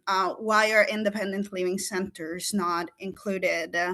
ILCs or CILs are federally mandated to provide peer-based disability advocacy and transition services, especially grounded in lived experiences with disabilities, which are critical at this stage of the youth life when they're navigating the juvenile justice system. We could be the bridge in that gap and discrepancy between the data from regional centers and the data from the probation department. Additionally, I do have another question: why there is no clear public point of contact for CBOs that want to assist the probation department in supporting youth with developmental disabilities and in general youth with disabilities? Like, we're here, we want to help, we want to collaborate with you. Thank you. Alessia, I'm going to ask Janae to put my email in the chat for you. I would like to hear more about those. I do have your email, Wendy. I'll get in touch with you. I'll look forward to contacting you about that. Thank you for your public comment today. I sincerely appreciate folks who are willing to speak from their firsthand perspective. It's what is the best about the Probation Oversight Commission. I really appreciate it.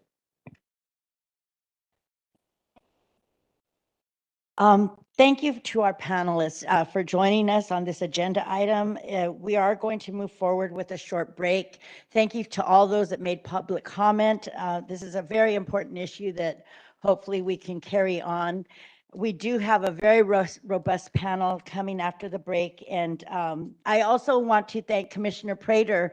He has brought Central Michigan University here to join us. So welcome to the students. Welcome to Michigan.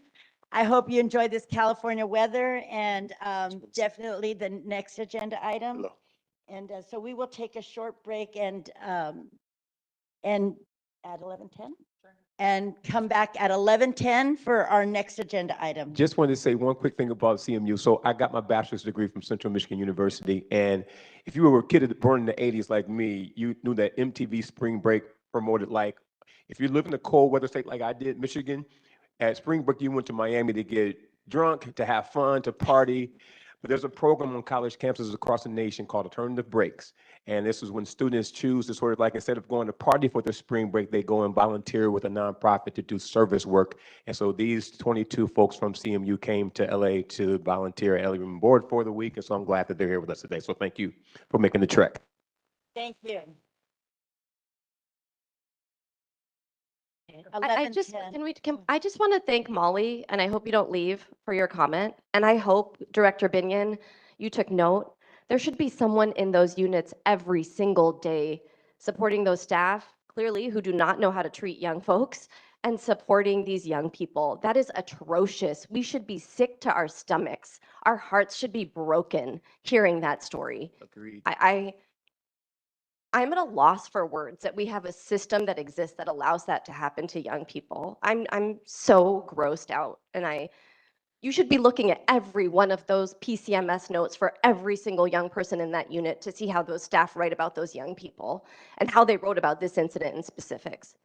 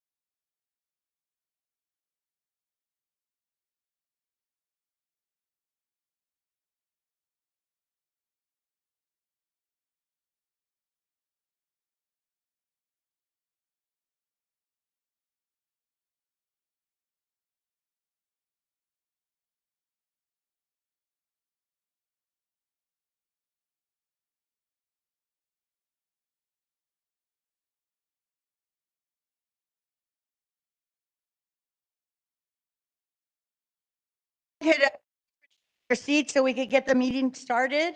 Wendy, Boys Republic has some pamphlets to share.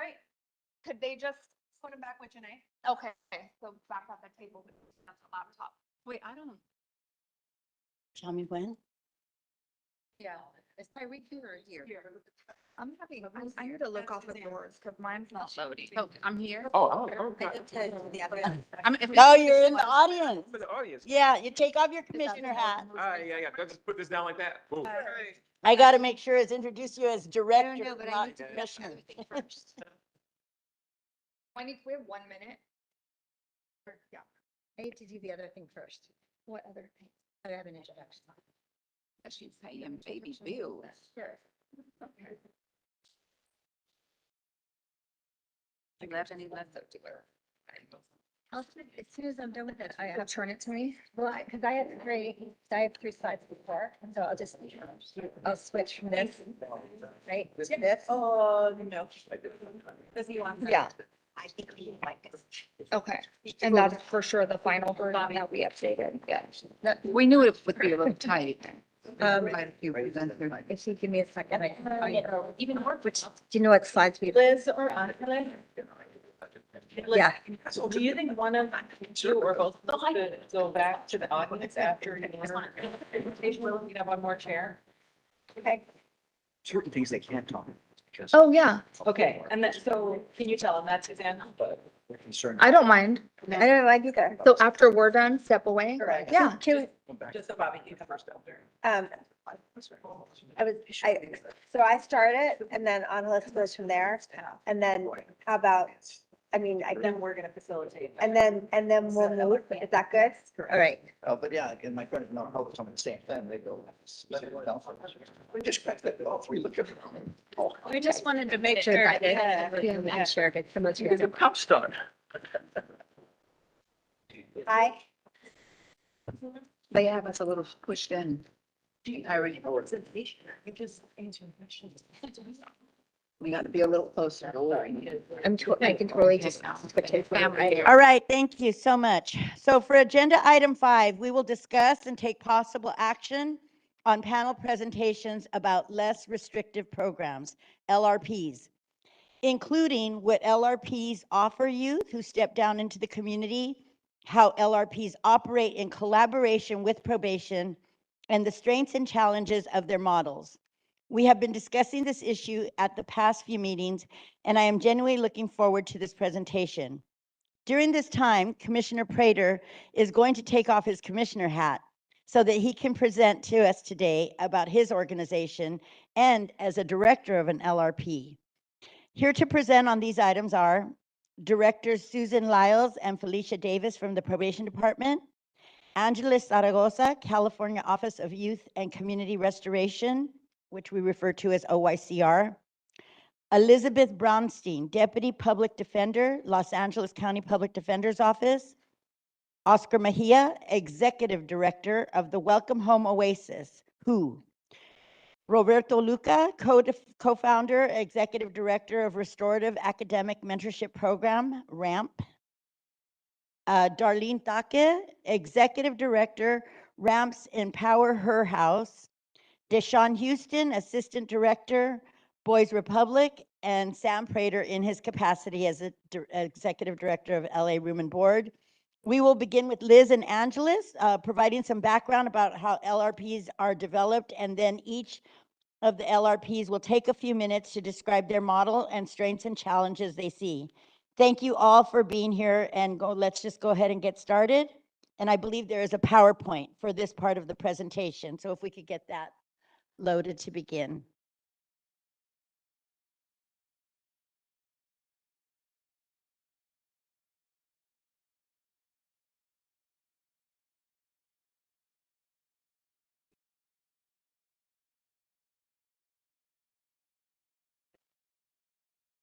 Hi, good morning.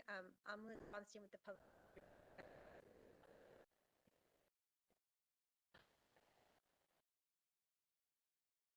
Is it on? In May of 2020, Governor Newsom made the historic decision to close the Division of Juvenile Justice, DJJ. And what followed was the passage of SB 823 and SB 92. Closing the state youth prisons was a transformative shift, not only realignment for youth charged with the most serious offenses, but also towards community-based, evidence-informed treatment programs. In 2020, we were in the height of COVID. Youth were often locked in their cells in isolation, with little contact with their families or anyone for that matter. And we had no idea if they were going to literally survive.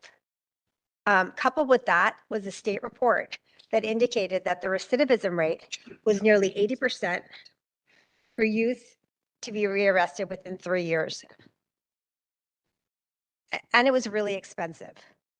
And keeping in mind that a lot of our kids who are still in the SYTF, whether they're in less restrictive placements or in the facilities, are the COVID kids. They're kids that have been locked up through this isolation period, through COVID, kids who spent a year, maybe 2 years, pretty much in their cells. When you talk about, a recidivism rate of 80%, you could toss the coin in the air and have better odds. So what you have to think about is at some point, somebody put a finger on that coin. For some youth who returned from DJJ, it was almost as if they had disappeared. They were disappeared. Our youth at DJJ were often far away from their families, and they no longer had connections to any community.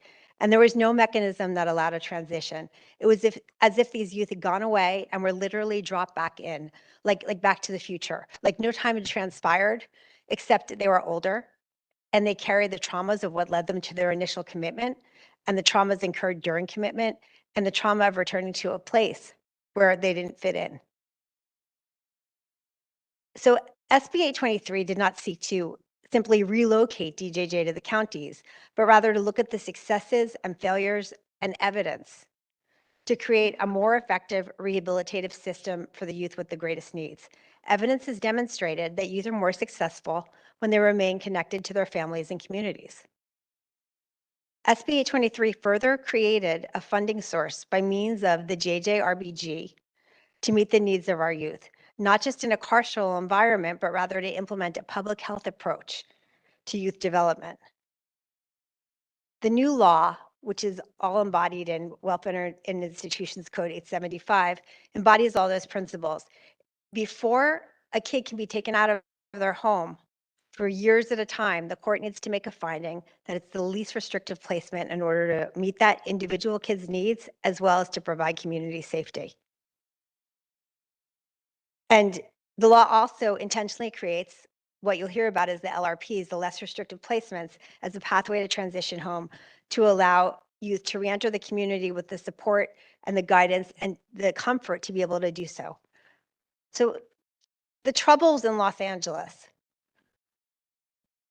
created fertile ground for innovative strategies and community partnerships, shifting the roles of the defense, the prosecutors, and the courts, and forcing us to reach out to our community-based partners for alternatives to incarceration and to help our youth reimagine their future. Next slide. SB 823, just give me a sec.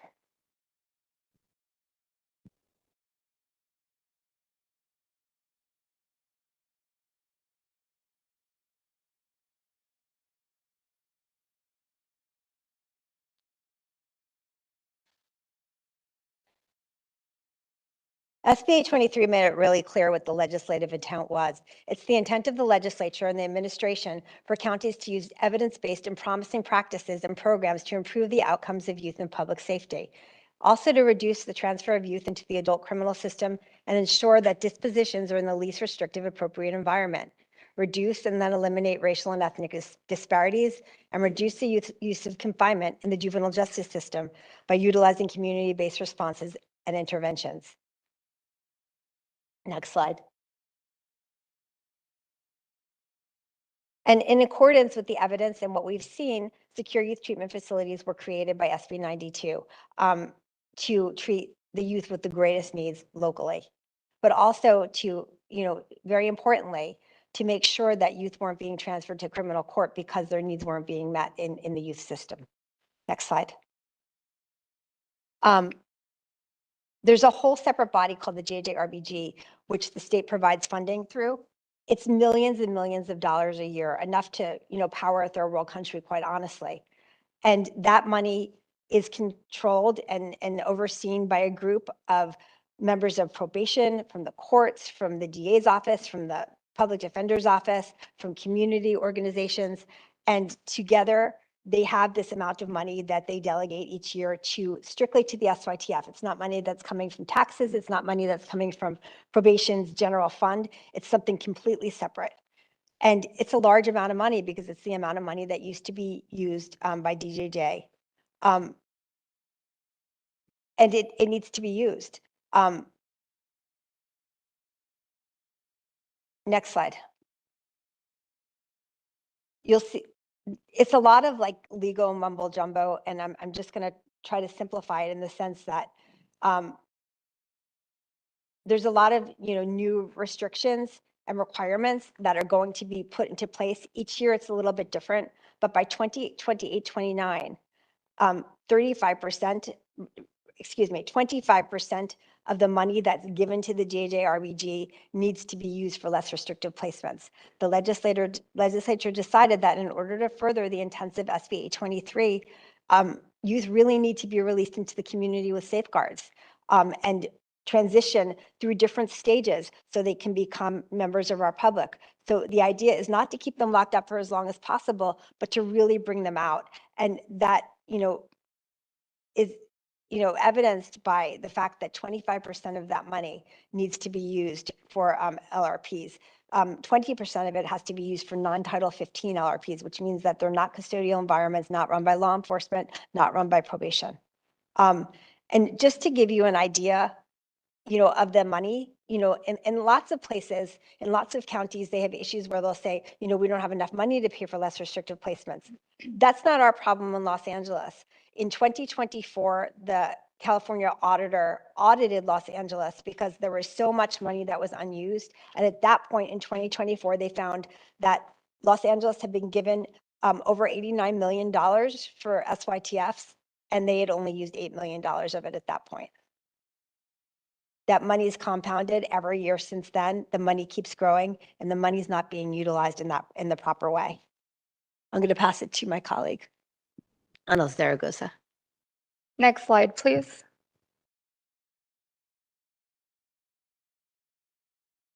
So my name is Angeles Zaragoza, and I'm currently with the Office of Youth and Community Restoration. But before that, I was a youth defender here in LA County with the Alternate Public Defender's Office for over 10 years, and I represented the DJJ population before those state-run facilities closed.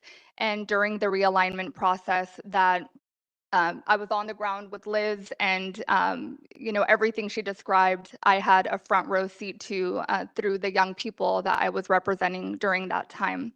And now I am supporting the less restrictive programs here in LA and all throughout California. So we're going to move on and talk a little bit about how a young person ends up in the most severe disposition available within the youth justice system. And for the SYTF, the committing criteria includes the severity of the offense.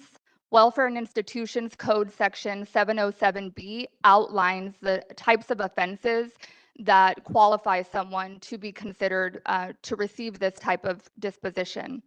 The court looks at the young person's previous involvement in the justice system, their delinquency history, whether the programming, treatment, and education offered in the secure youth treatment facility is appropriate to meet their treatment and security needs, and whether the goals of rehabilitation and community safety can be met in a less restrictive alternative that is available to the court, and any additional individual factors that may affect safety or suitability of committing the young person to the secure youth treatment facility. Next slide, please. Rule 5.806 gives us further guidance. When a court orders a young person to the secure youth treatment facility, they set a baseline term of confinement. That is the amount of years that a young person will spend within the SYTF in order to work towards those rehabilitative goals. And in this amount of time can be anywhere up to 7 years. In selecting the baseline confinement term, the court must state on the record its reasons for selecting the particular term, referencing each of the criteria and factors the court deemed relevant to determine that that time in custody is necessary to meet that youth's particular needs. Next slide, please. The 4 criteria to consider are the circumstances and gravity of the commitment offense, the young person's prior history in the youth justice system, the confinement time considered reasonable and necessary to achieve the rehabilitation of that particular young person, and the youth's developmental history. Additionally, a baseline term should be based on the needs of the individual being committed and not simply the seriousness of the offense for which they were adjudicated. Now, after that baseline term is set, a group of folks, including probation, the youth defender, the young person, their family, credible messengers that have worked with the young person, folks from Department of Mental Health, the County Office of Education, if the young person is pursuing higher education, representatives from the college they're attending. They meet as a multidisciplinary team and put together an individualized rehabilitation plan for that particular young person. And a hearing is had 30 days after the young person is ordered to the secure youth treatment facility, where that individual rehabilitation plan becomes part of the record. The court adopts that plan, and that plan is to guide the programming and services that that young person is supposed to receive while they're incarcerated. This individualized rehabilitation plan should do all of the following: identify their needs in relation to treatment, education, and development, including any special needs they may have in relation to health, mental or emotional health, disabilities, or gender-related or other special needs. Describe in detail the programming, treatment, and education to be provided to that young person to meet those needs. Reflect and be consistent with the principles of trauma-informed, evidence-based, and culturally responsible care. And the young person and their family are given an opportunity to provide input about the needs of that particular youth as this individualized rehabilitation plan is developed. Next slide, please. I think I'm 2 slides behind. 3. Sorry. I just went over that one. Let's go. There you go. Thank you. Now, 2 new things that are incredibly important to this new SYTF disposition are in place. So a young person who is ordered to the secure youth treatment facility must have a progress review hearing every 6 months. At those 6 months reviews, the court comes and looks at the progress a young person has made during that 6 months towards their individualized rehabilitation plan. And there is a recommendation that is made by the probation department before those 6-month review hearings. They submit a report and recommend how much time, if any, the young person should have taken off of their baseline term. So a young person could earn up to 6 months off every 6 months. So imagine a young person who has a 7-year baseline, which is the maximum, is going to school, programming, not having write-ups, participating, engaging in the programming. They can cut that time in half. Next slide, please. Another important piece to this new world of secure youth treatment facility dispositions are that young people can earn their way into the community, where they can continue serving their baseline term in a less restrictive program. And that is from a motion that is brought by the young person's attorney or by the probation department. So upon a motion from the probation department or the youth, the court may order a transfer to a less restrictive program, such as a halfway house, a camp or ranch, or a community residential or non-residential program. The purpose of a less restrictive program is to facilitate the safe and successful reintegration of that young person into the community. And the request can be heard at a review hearing, at a 6-month review hearing, or at any other time. And the court shall consider probation's recommendations. So this is huge for the youth justice system in California, because for the first time, we have young people who are actively working on how to get out of poverty, how to get into a career that can sustain them, that is actually something that can help them turn their lives around. And so in my position here in LA County, I am working with the about 15 less restrictive programs that we actually have in place today in the county.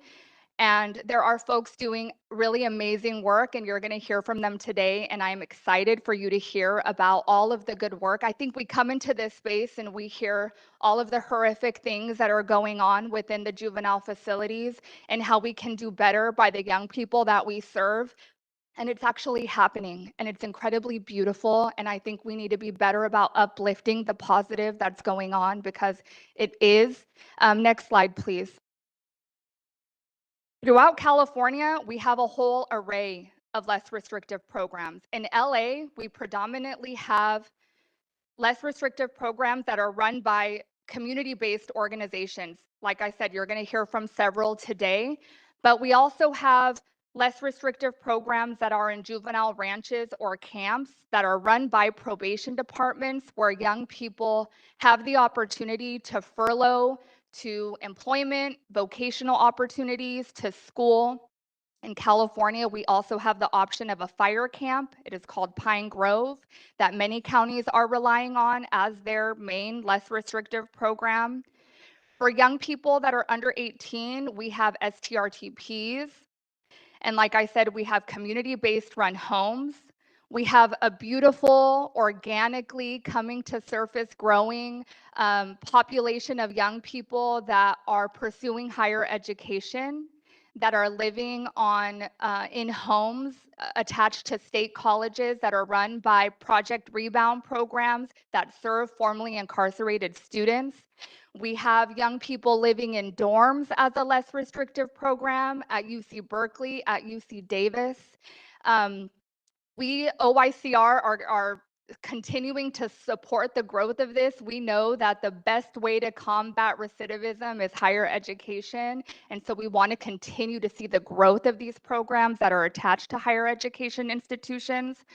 We have young people that are living at homes with families, with loved ones on ankle monitors as a less restrictive program.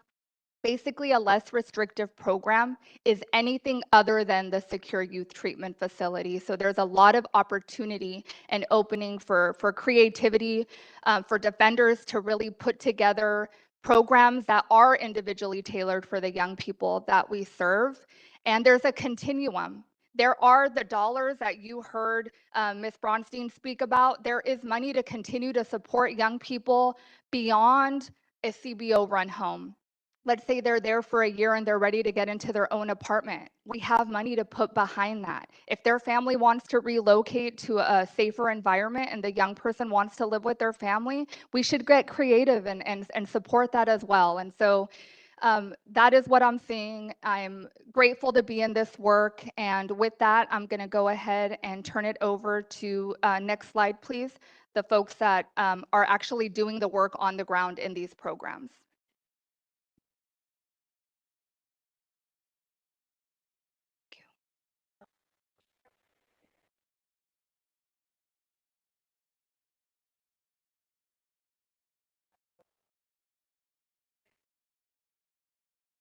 Thank you so much.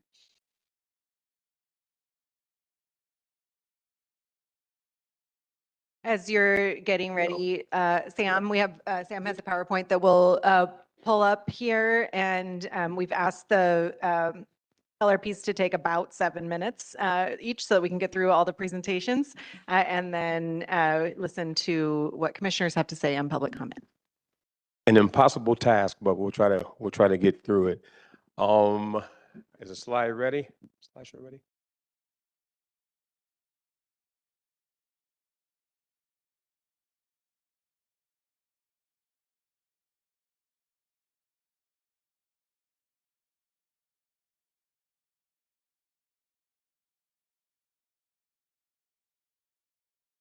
All right. Hey, everybody. Next slide, please. I'm Sam Prater. So here's my quick agenda. I'm going to talk to you about LA Women Board and what we are, who we are first, and then what our Court to College Success program is. And then we'll talk a little bit about our approach. Like, we may not hit all the points in 7 minutes, but you'll get some sense of what we're attempting to do in this space. And so I like to kind of explain things in video form. So this will kind of give you the context of what LA Women Board is. So I've done better with the video. So we'll go to the next slide. Right. Maybe click it. I think it should play.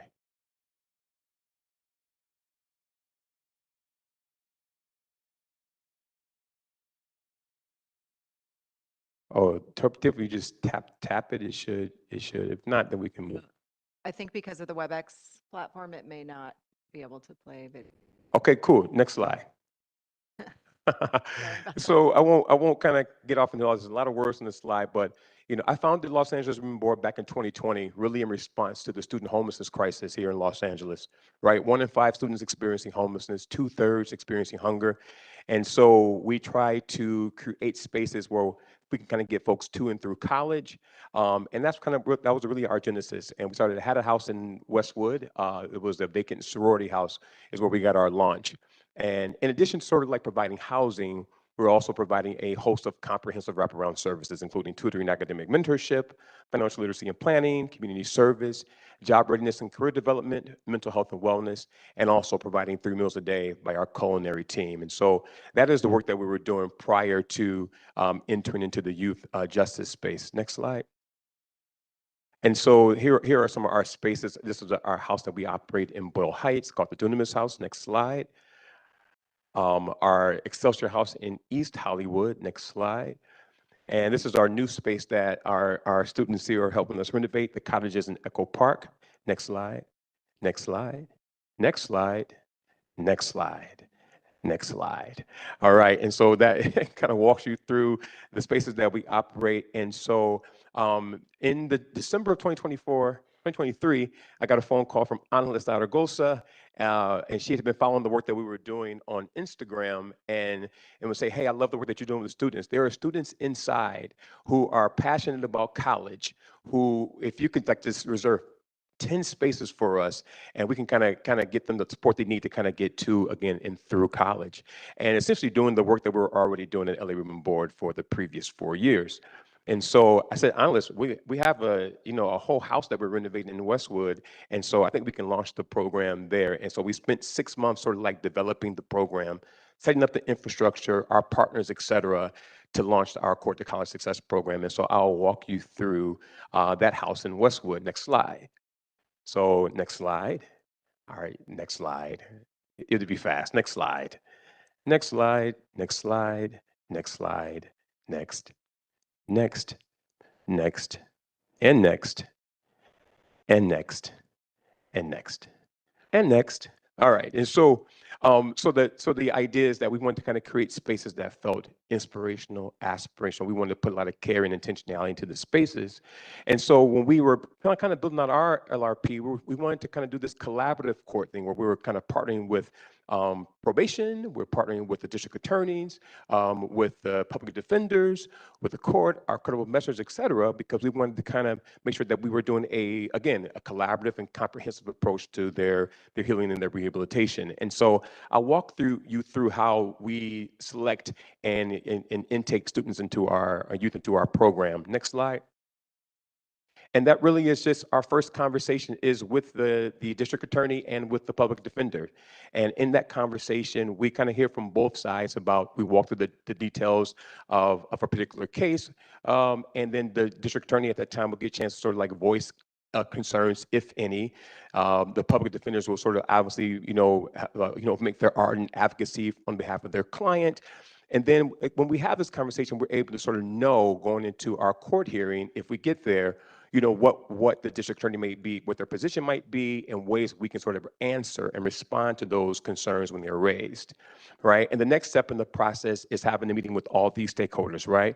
We'll have a meeting with the Department of Probation, credible messengers who have been supporting our youth while they've been inside, District attorneys are typically aren't on this next call, but DMH therapists, the lawyers typically on the call, and any other relevant stakeholder. And we have a conversation about the prospective youth coming into the program, right? What are their strengths? What are the areas of opportunity for growth, right? What challenges do you think that they might have stepping down into the community?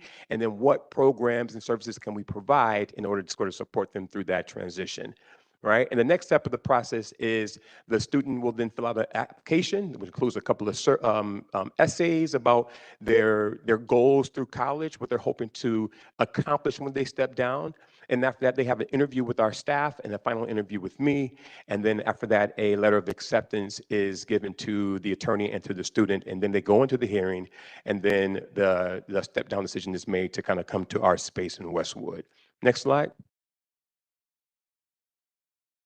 So things that, once a youth is kind of in the program, these are things that we kind of consider. We want there to be a continuity of care, so there's always a warm handoff conversation between our therapist and the DMH therapist inside. And for that first 90 days, the visitation that they have at our spaces really are the folks who are already on their approved visitation list when they were inside.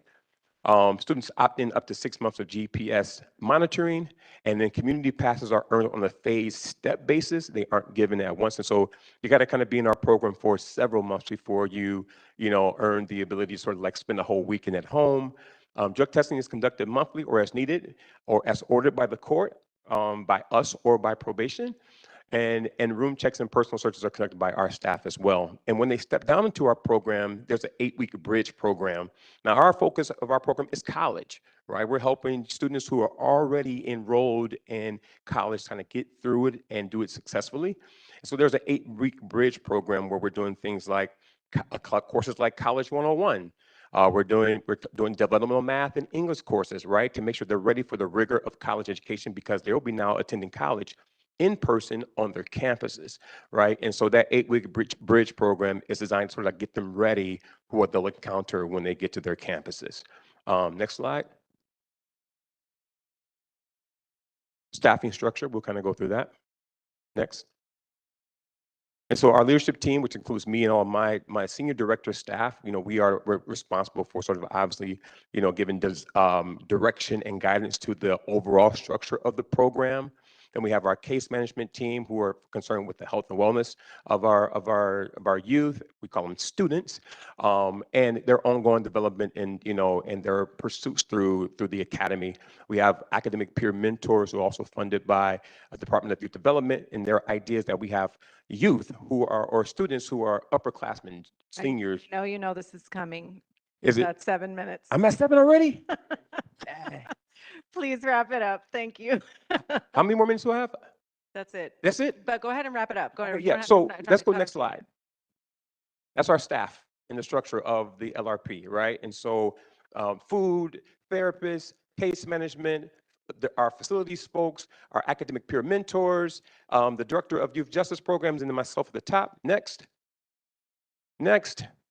So we partner, in addition to the work that we're doing internally, we partner with folks like HDA, Pathway to Kinship, Avalon Carver. Our 3 meals a day are provided by our staff. Gateways Mental Health Hospital doing our mental health and Minnesota community counseling.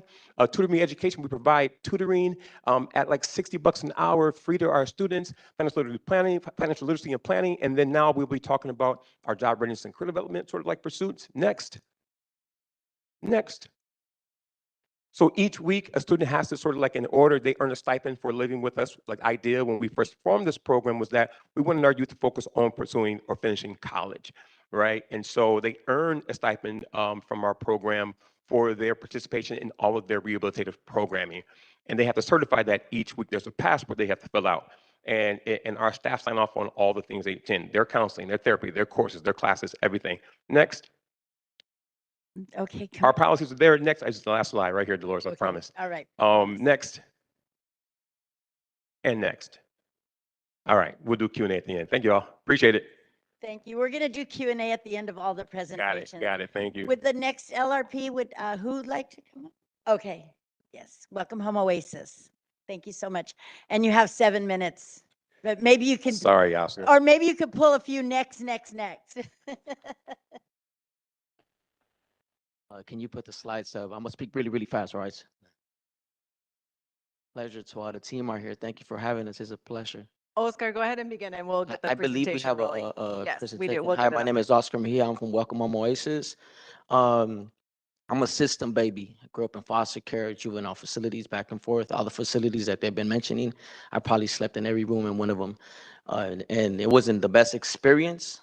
But eventually, when you grow up in a system like that, you're eventually going to end up in a big house, which is prison.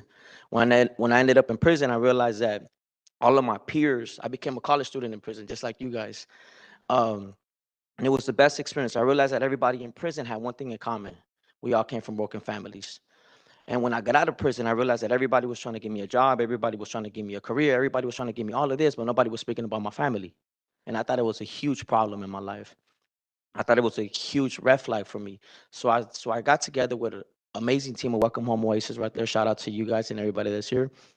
That we need to create an LRP that is intentional with family. We want to revisit our childhood. We want to revisit the way we grew up, the way we were treated. So Welcome Home Oasis is a very, very rigorous family-oriented program that focuses on things that help out the individual restructure and rewrite their story. I have one individual that I want to bring here, and I want to give him a hot minute so he could come here and show off. Let's go. Hello, everybody. My name is Lawrence Bowie. I'm a youth advocate, but I'm here on what? Sorry, I'm here representing Welcome Oasis and ARC. So first off, I'd like to say thank you to probation for all the opportunities they gave me when I was inside, connecting me with all the resources so I could be successful once released. Being released to a LRP like Welcome Oasis has helped me figure out who I want to be and teach me the work ethics to get there. Life is very challenging, especially for a youth that's reintegrating back to society. But being at an LRP like Welcome Oasis has given me more resources to get through hard days and continue pushing through adversity.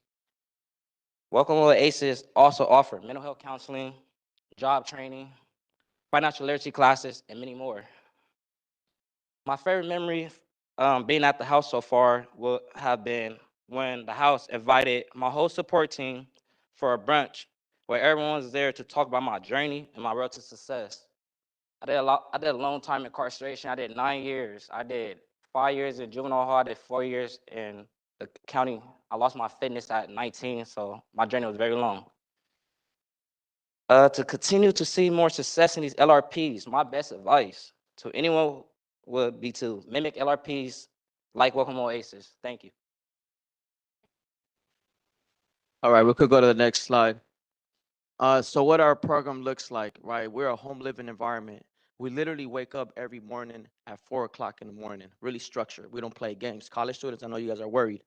Um, 4:30 a.m. We're doing a positive affirmation, either a proverbs or something to put something positive in our mind. All our life in our childhood, we've been telling that we cannot do it, we're nothing, and we're BS, and we're changing that. We're rewriting our story every single morning, consistently.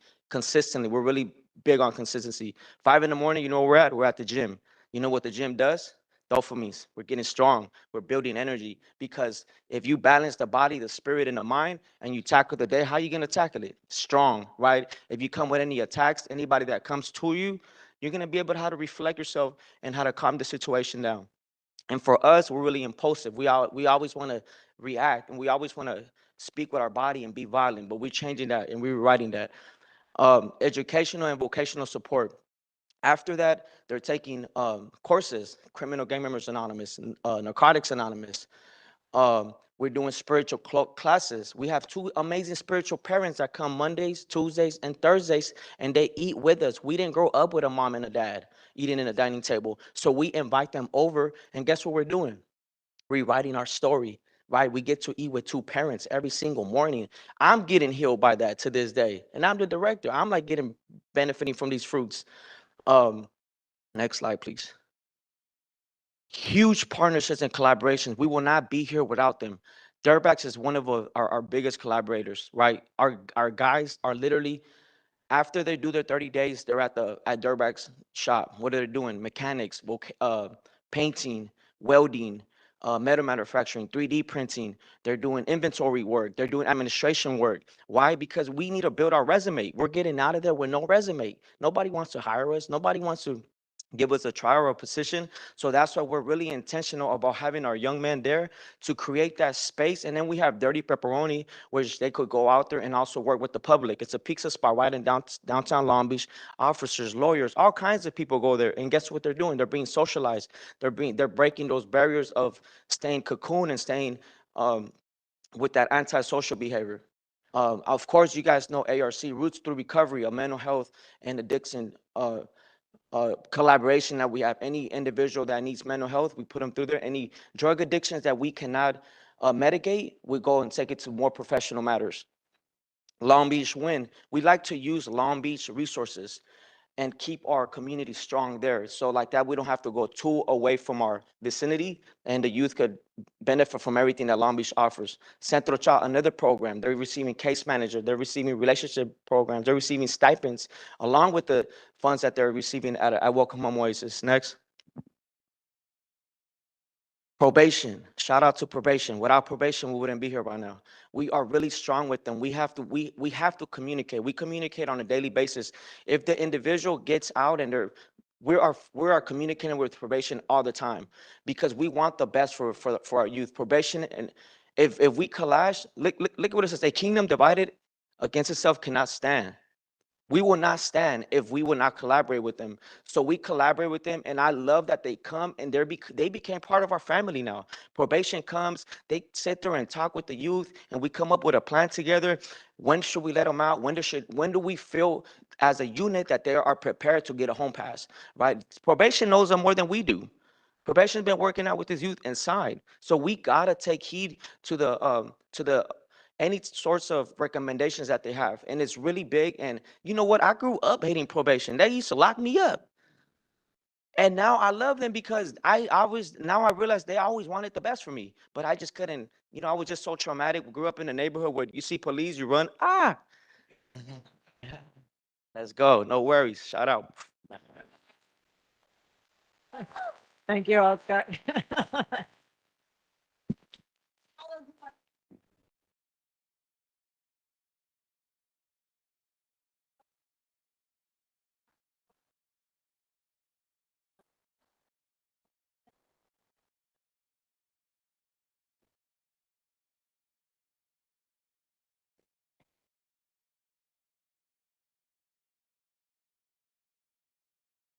Thank you so much, all of you, for joining. We're going to do our best to, we've got the PowerPoint up, and we do have a video in a different format. Also, as you're getting ready, these presentations, some of them we got recently, and they're not yet uploaded to the agenda, but they will be. So you'll get to see the video on the Prezi. It should work on the link for LA Room and Board, and then we'll upload the Welcome Home Oasis presentation. I think Ramps is already uploaded, and there's also a video that I have my fingers crossed it's going to work, but if it doesn't, we'll have it uploaded to the agenda for people to watch it. Okay. Could we run the video first?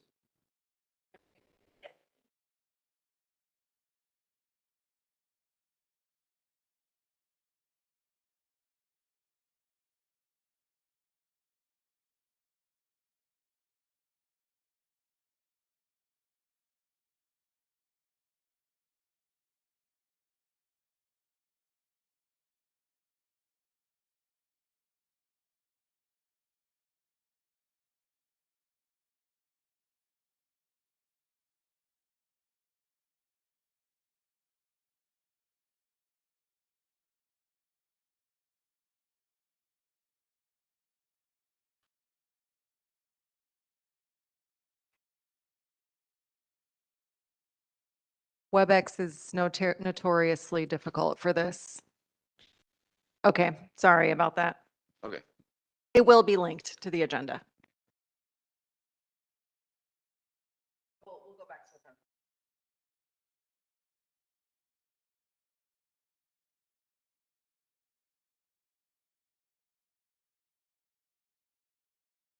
All right, thank you, everyone. My name is Roberto Luca, and I am a co-founder and executive director at RAMP, a community-based organization dedicated to providing therapeutic housing, lived experience, mentorship, education, and restorative support for our youth.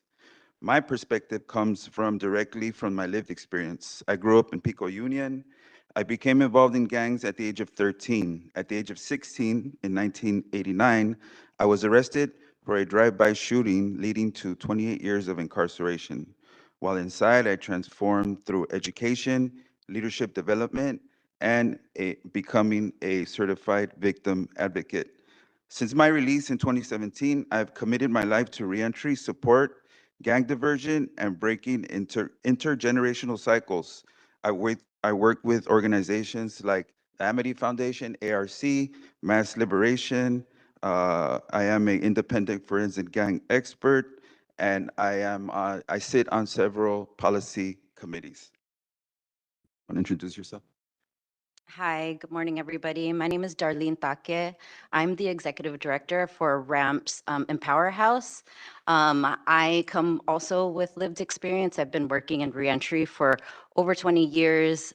Back when I was released at the age of 20, I went in and convicted as an adult at the age of 16. And I'm just here and I'm just grateful to be able to like share with you guys what we're doing at RAMP and Empower House. We're folks that just have a passion for our youth, and because we've lived this life and we understand like the trajectory of what our youth impacts can have, we just wanted to share what we do and the strengths that we found. So RAMP was established in 2023. We answered a call. Just one residential home, 4 staff members, and 3 volunteers, dedicated, working 24 hours a day, literally 24 hours a day, at our very beginning. As a community-based organization, we guided mentors who have walked the same challenging path, and it allowed us to offer authentic support and clear structure. Today, we have grown significantly.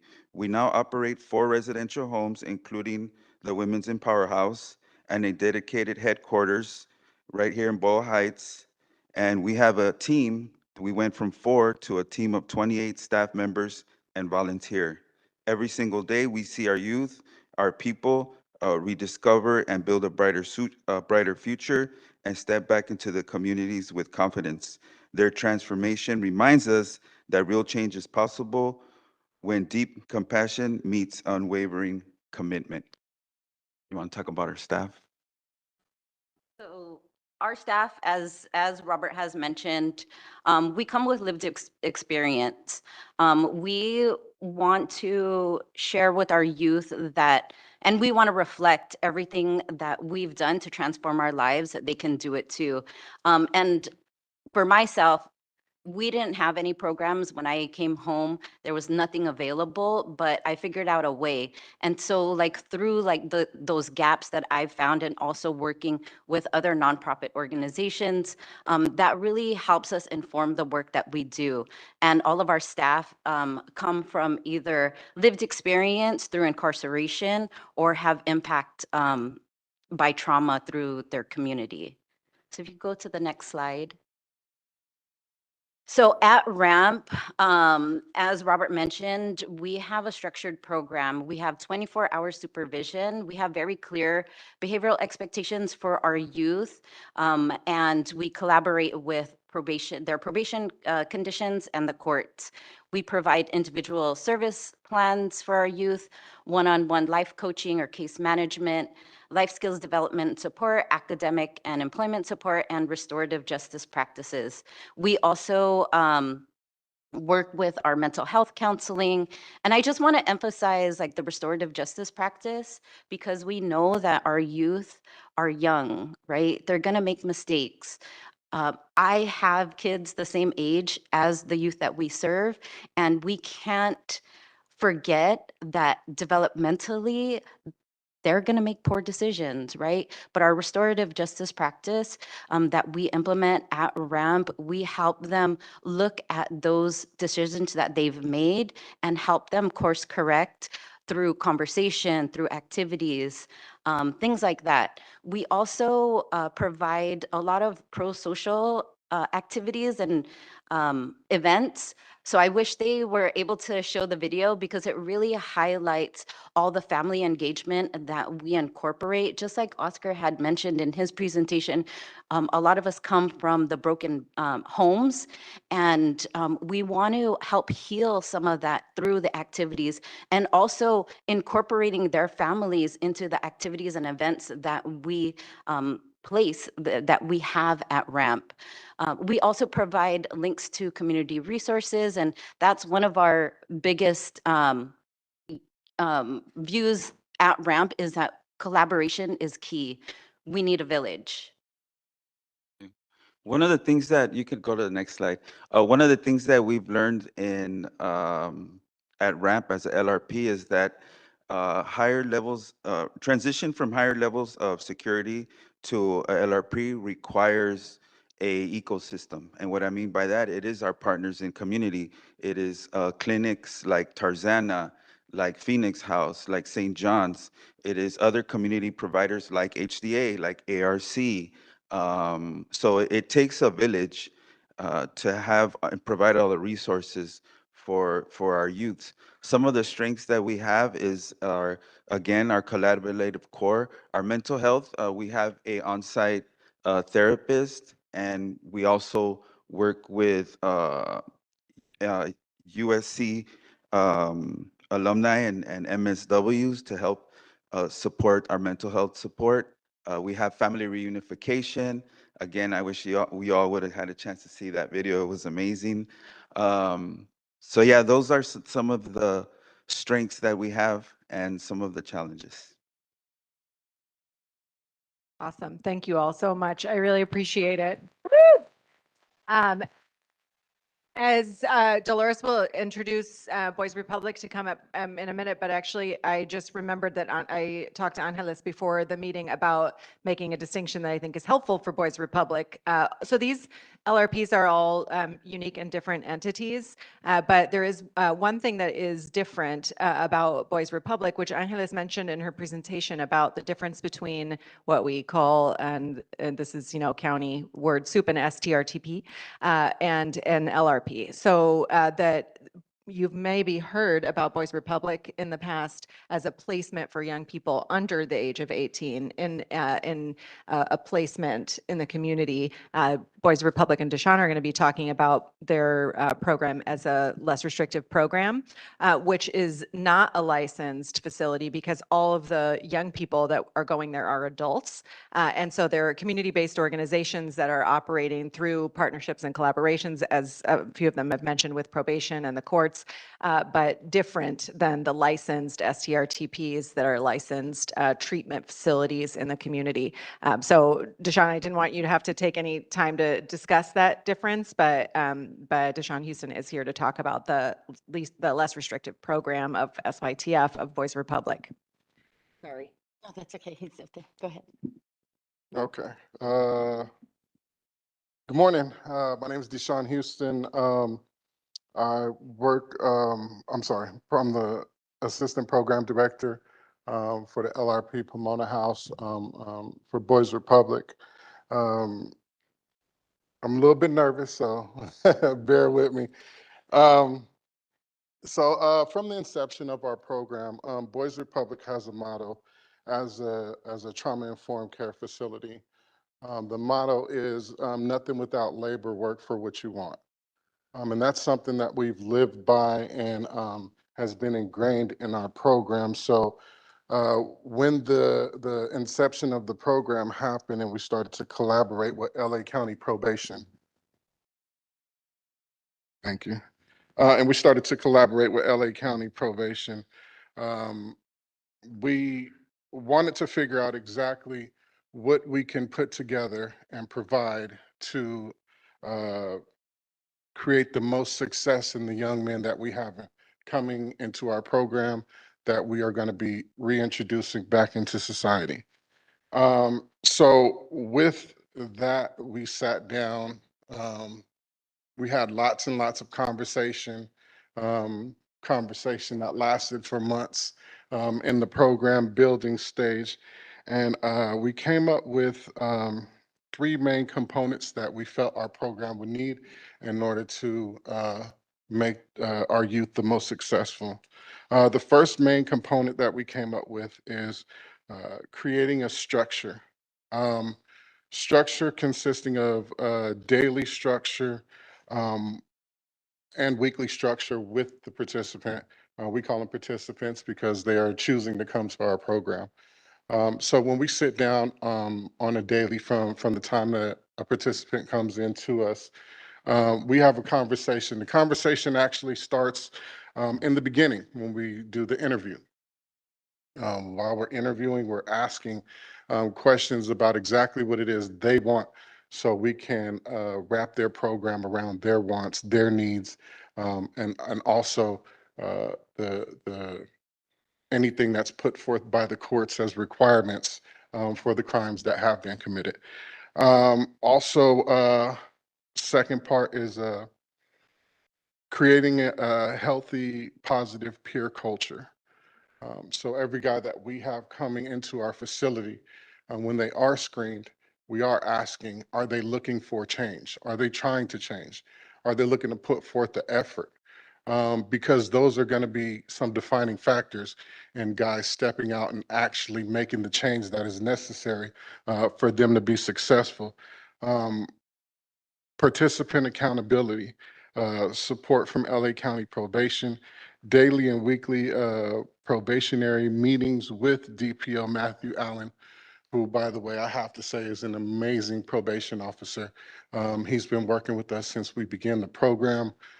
His input is absolutely amazing, but it's also an accountability piece. DPO Matthew Allen. It's also an accountability piece that our guys actually get to see daily, at least 3 to 4 times a week, 5 times a week. He is in the office. He's sitting down with our guys. He's having meetings. He's figuring out actually what they want, how he can contribute to them. He's not just coming in as a authority figure that's looking to point the finger and figure out a way to reoffend or take anyone back. And then we get together and we have our MDT meeting where we come together and we create an individualized treatment plan with the entire treatment team. So the treatment team is consisting of caseworkers, your supervisors, your mental health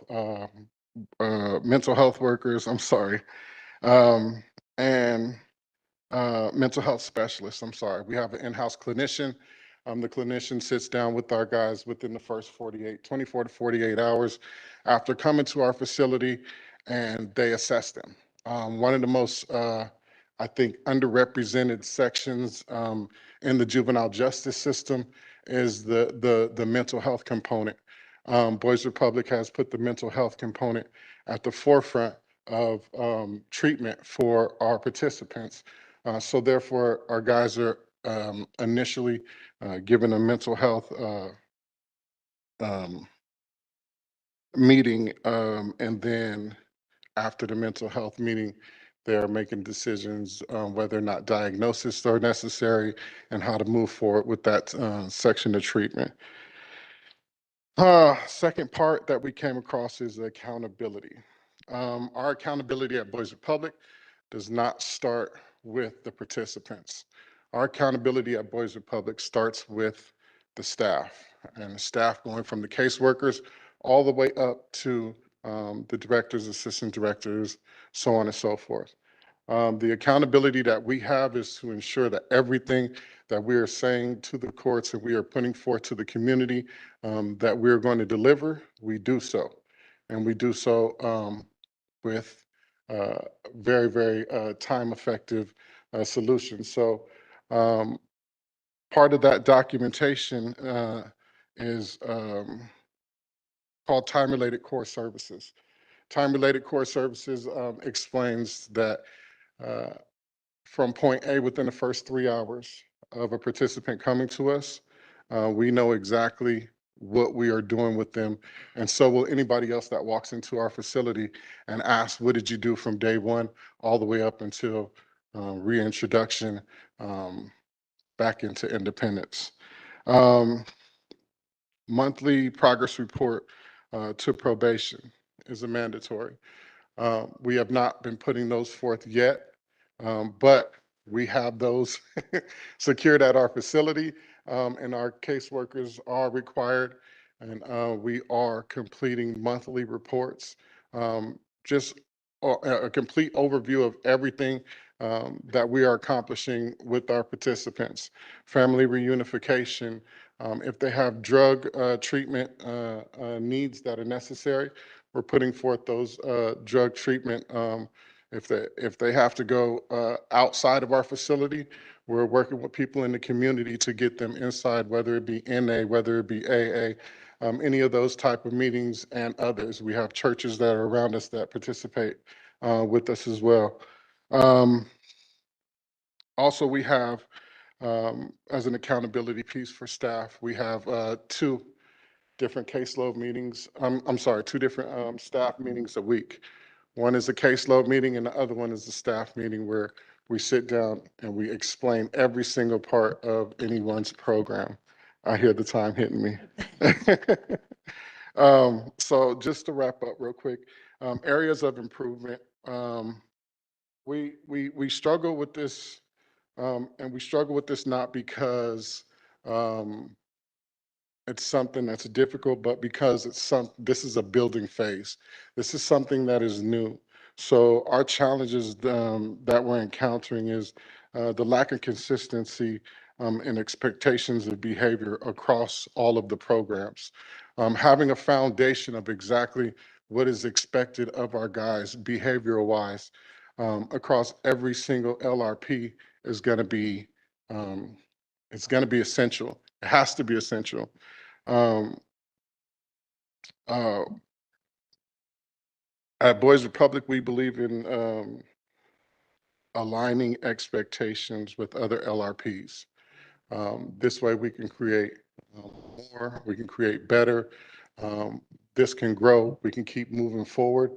We can help the youth that are inside our programs. And I'll take it from there. Thank you. Thank you so much, Deshaun.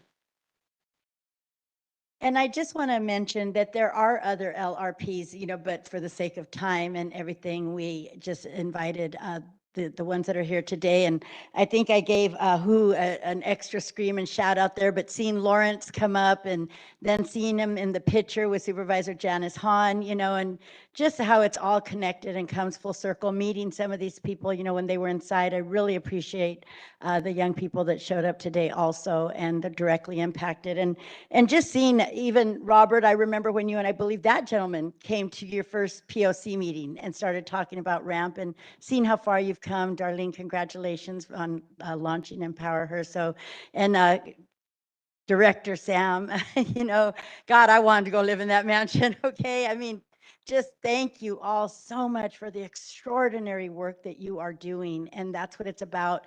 And that's why we're here today. How can we better provide tools and resources to, and just to equip you to ensure the success of these young people. And so now I could go ahead and move on to the commissioners. If you have any questions or comments, and if you have a question for one of the presenters, if you'd like to come up to the podium and answer, that's fine too. Oh, yeah. Go ahead. Commissioner Meredith?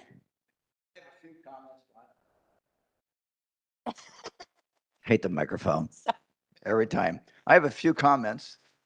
With the LRPs, a lot of great programs out there, but there have been some weaknesses. And one of the things I've been looking at is I've talked to staff, I've talked to people who've been in the program, I've talked to those that have been sent back to Barry J because of some of the successes and failures that have happened. So, and I say that because just in a recent check, I discovered that one was a victim of a homicide, one was a suspect in a homicide, a couple have gone back to county jail, 2 are still AWOL, and 5 have been returned to Sylmar. So I'm looking at the programs because I've had family members who've been very successful going through some of these programs. And by the way, I'm a big favor of Pine Grove. Everybody knows that. So what I'm looking at doing is trying to find a solution to where our weaknesses and strengths are. So one of the things I was going to propose is an ad hoc committee to look at identifying that. And I actually have kind of a way to, in my mind, create an audit team to go out and make sure we can do these audit inspections to see that we're getting the best programs and addressing any failures we may have so that these youth are successful. And like I say, many of them have been very successful. I'm very proud of many of the ones I've worked with. And Boys Republic has apparently been around a long time because I played them in football when I was in high school. So, Commissioner Meredith, would you like to make a motion to? yeah, my motion is to create an ad hoc committee on the LRPs to look at how to create an audit and inspection program and to see what the successes and failures are and how we can prevent the failures. Is there a second? Thank you. And third, and Commissioner Ship? Yeah, I actually think that's a great idea, but I think we have to add to it because there is a level of nuance that is not addressed on that. Just looking at ad hoc when we talk about reentry, I think we also got to look at what type of field services they are receiving in that aspect as well. So, my friendly amendment, and if you're okay with it, would be a reentry ad hoc overall because we also got to look at what type of services have they received inside. What are they coming home? What type of services are they receiving from their probation officer, from the LRPs, from community? We should look at the whole picture and maybe just not at where they're housed because I think that doesn't tell everything. I was good with that. That was kind of route one. Yeah. Yes.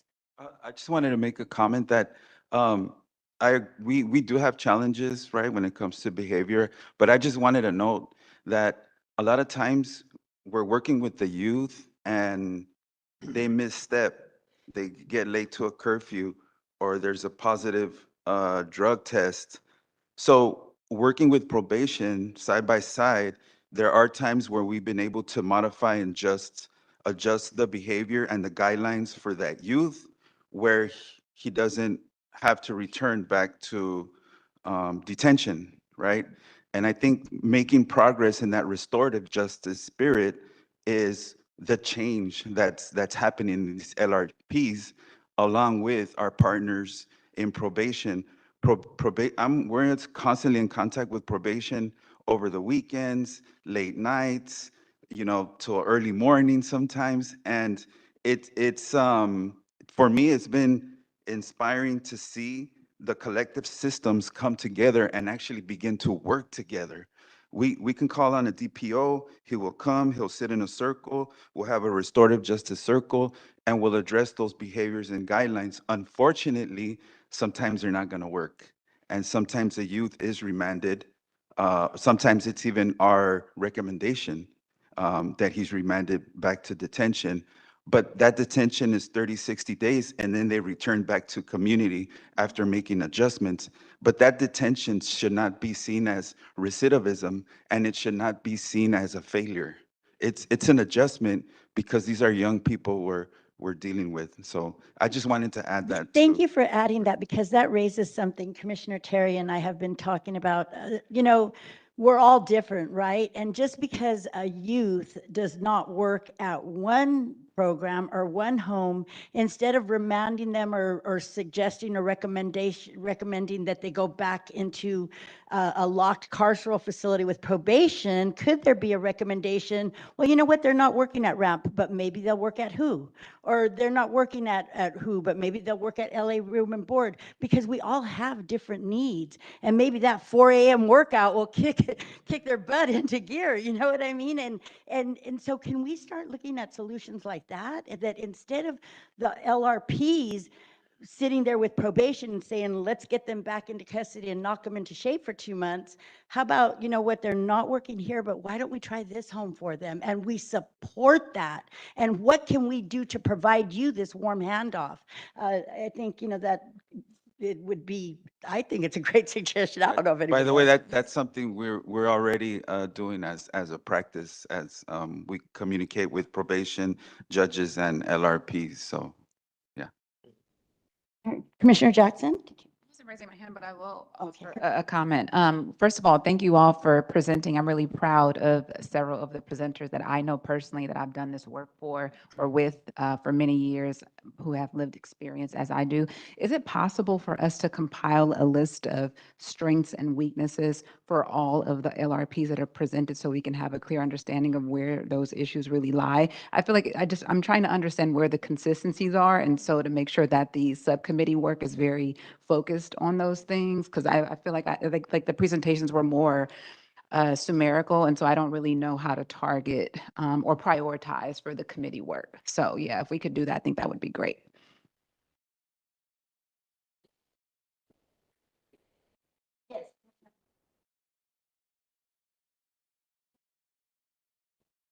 It's good, yeah.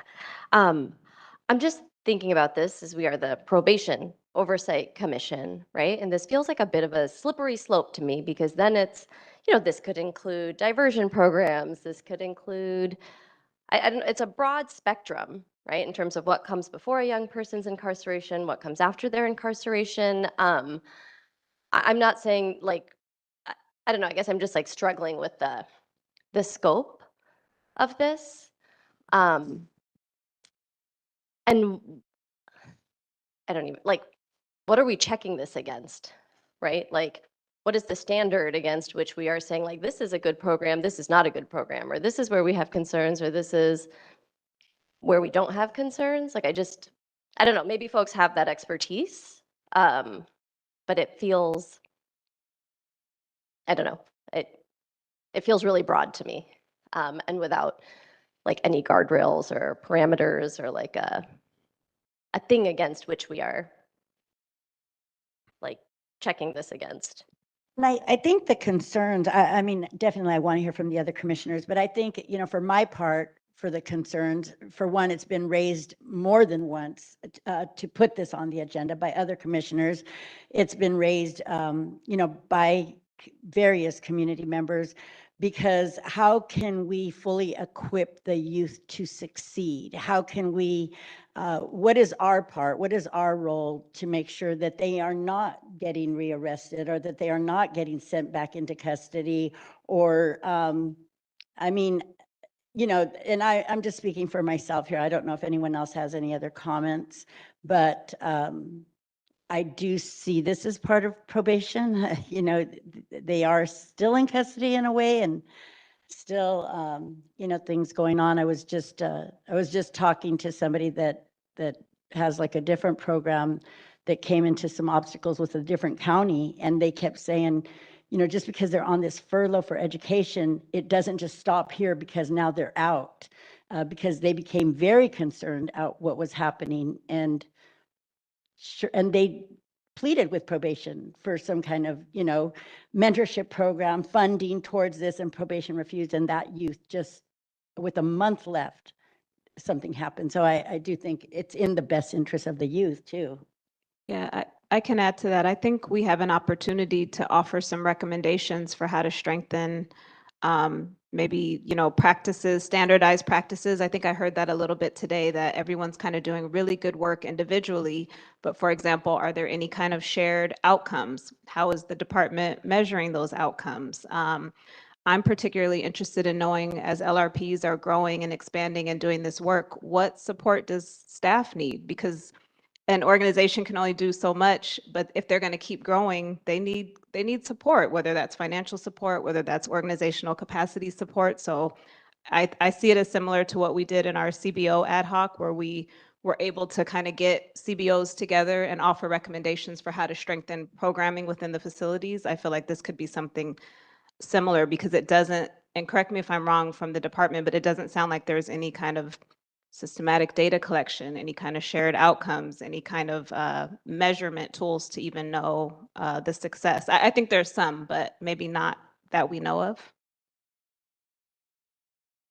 If I could just add two aspects that can be addressed in an ad hoc committee. One is the ad hoc committee can invite guests to participate in ad hoc meetings, which could include probation, it has on multiple occasions, and could include LRPs or OICR. There, I mean, that's open for the ad hoc committee to bring in guests to get that specific information. Also, Dr. Gongora has just suggested that when we do inspections of the facilities, the commission has come up with its own protocol and template that you all can control. So the ad hoc committee could come up with what the guidelines are, what the protocols are for any audit, I think was the word you used, Commissioner Meredith, or inspection of a community placement. So there could be, you all could put guidelines on yourselves or boundaries on yourselves as to what you're asking and how far you're going if you choose to do that in an ad hoc committee. I would just say that I think we should partner as closely as possible with OICR, who's providing a lot of oversight and leadership on this, and has technical expertise, and I think could help really guide the nexus, what we need to look at, which is the nexus between the department and the success of the young people and the success of the programs. I think our role is less oversight and more like allyship in this, and just trying to help provide frameworks to strengthen the services that they're providing to better shape the outcome. So if we could sort of reorient that a little bit, I think it changes our course a bit. Yeah, I'm just going to point out that this came as a result of talking to staff, talking to some of the youth who have been returned. And, we're talking youth that are 18 to 25 years old. And what we can do to benefit them and benefit the community. And part of that is we have an oversight role of the entire department, adult and juvenile. And so we have to make sure we're providing the best services possible. And when I look at some of these are just recent numbers, I'm thinking, what can we do to improve the system? And that's what I'm looking for. And that's why I come up with this kind of an audit idea. Thank you. Director Arcos, do you have any thoughts on this? Yeah. Thank you, Chair Canales, and good afternoon, commissioners. First, I want to thank Chair Canales for convening this group of panels today. I thought every story was very compelling and important to be heard today.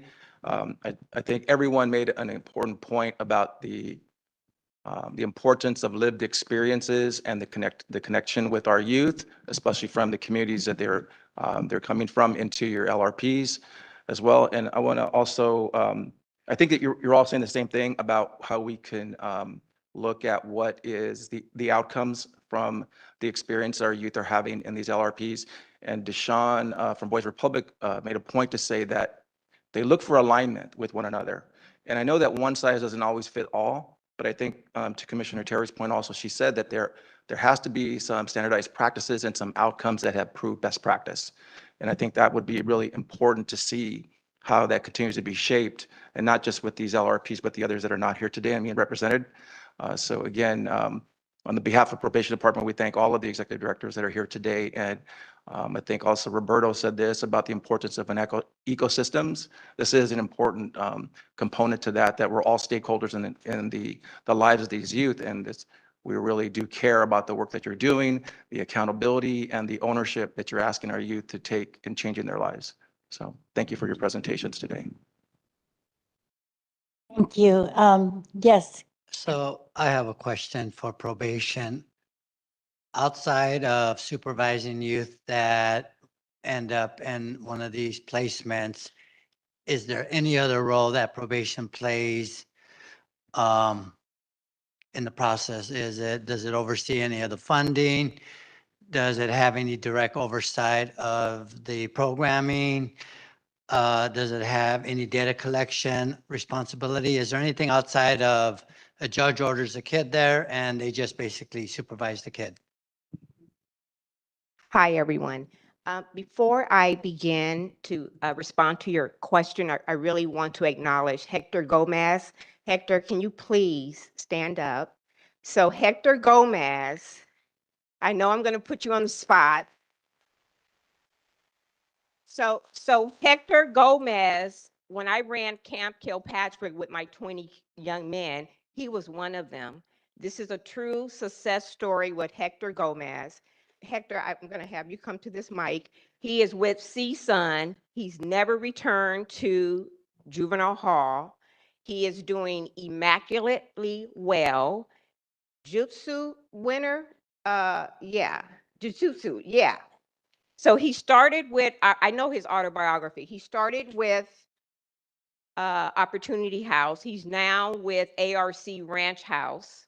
I think he's only been there maybe 3 weeks. So, but what I really want you to tell the audience, what did you learn from Campus Kilpatrick, and what made you not go back to juvenile hall? Tell us quickly some traits, if you don't mind.